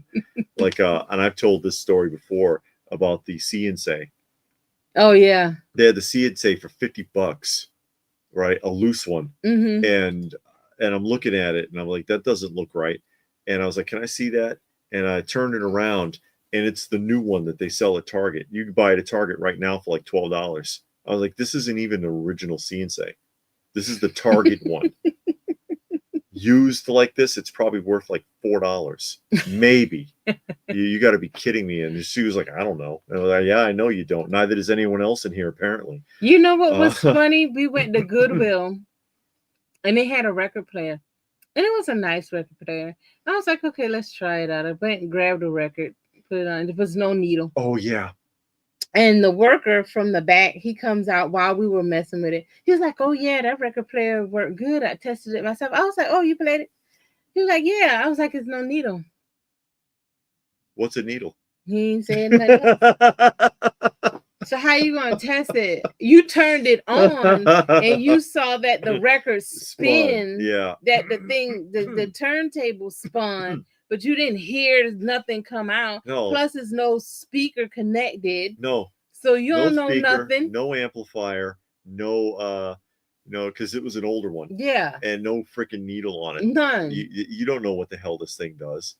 You just turned it on and you saw that it spun. Oh, it spins. Let's put a $50 tag on it. It works. Yeah, pretty much. I have a small collection of records, only about 40, but I just find it fascinating to see them spin around. Frank and Frog. Hey, we're big fans of classic vinyl. Oh yeah, absolutely. You got to start somewhere. And Saturday collects classic cartoon books. Used to be 10 to 50 cents. Today, an 80s cartoon book could cost you $2 to $5 at thrift stores. Yeah, okay. Yeah. Anyway,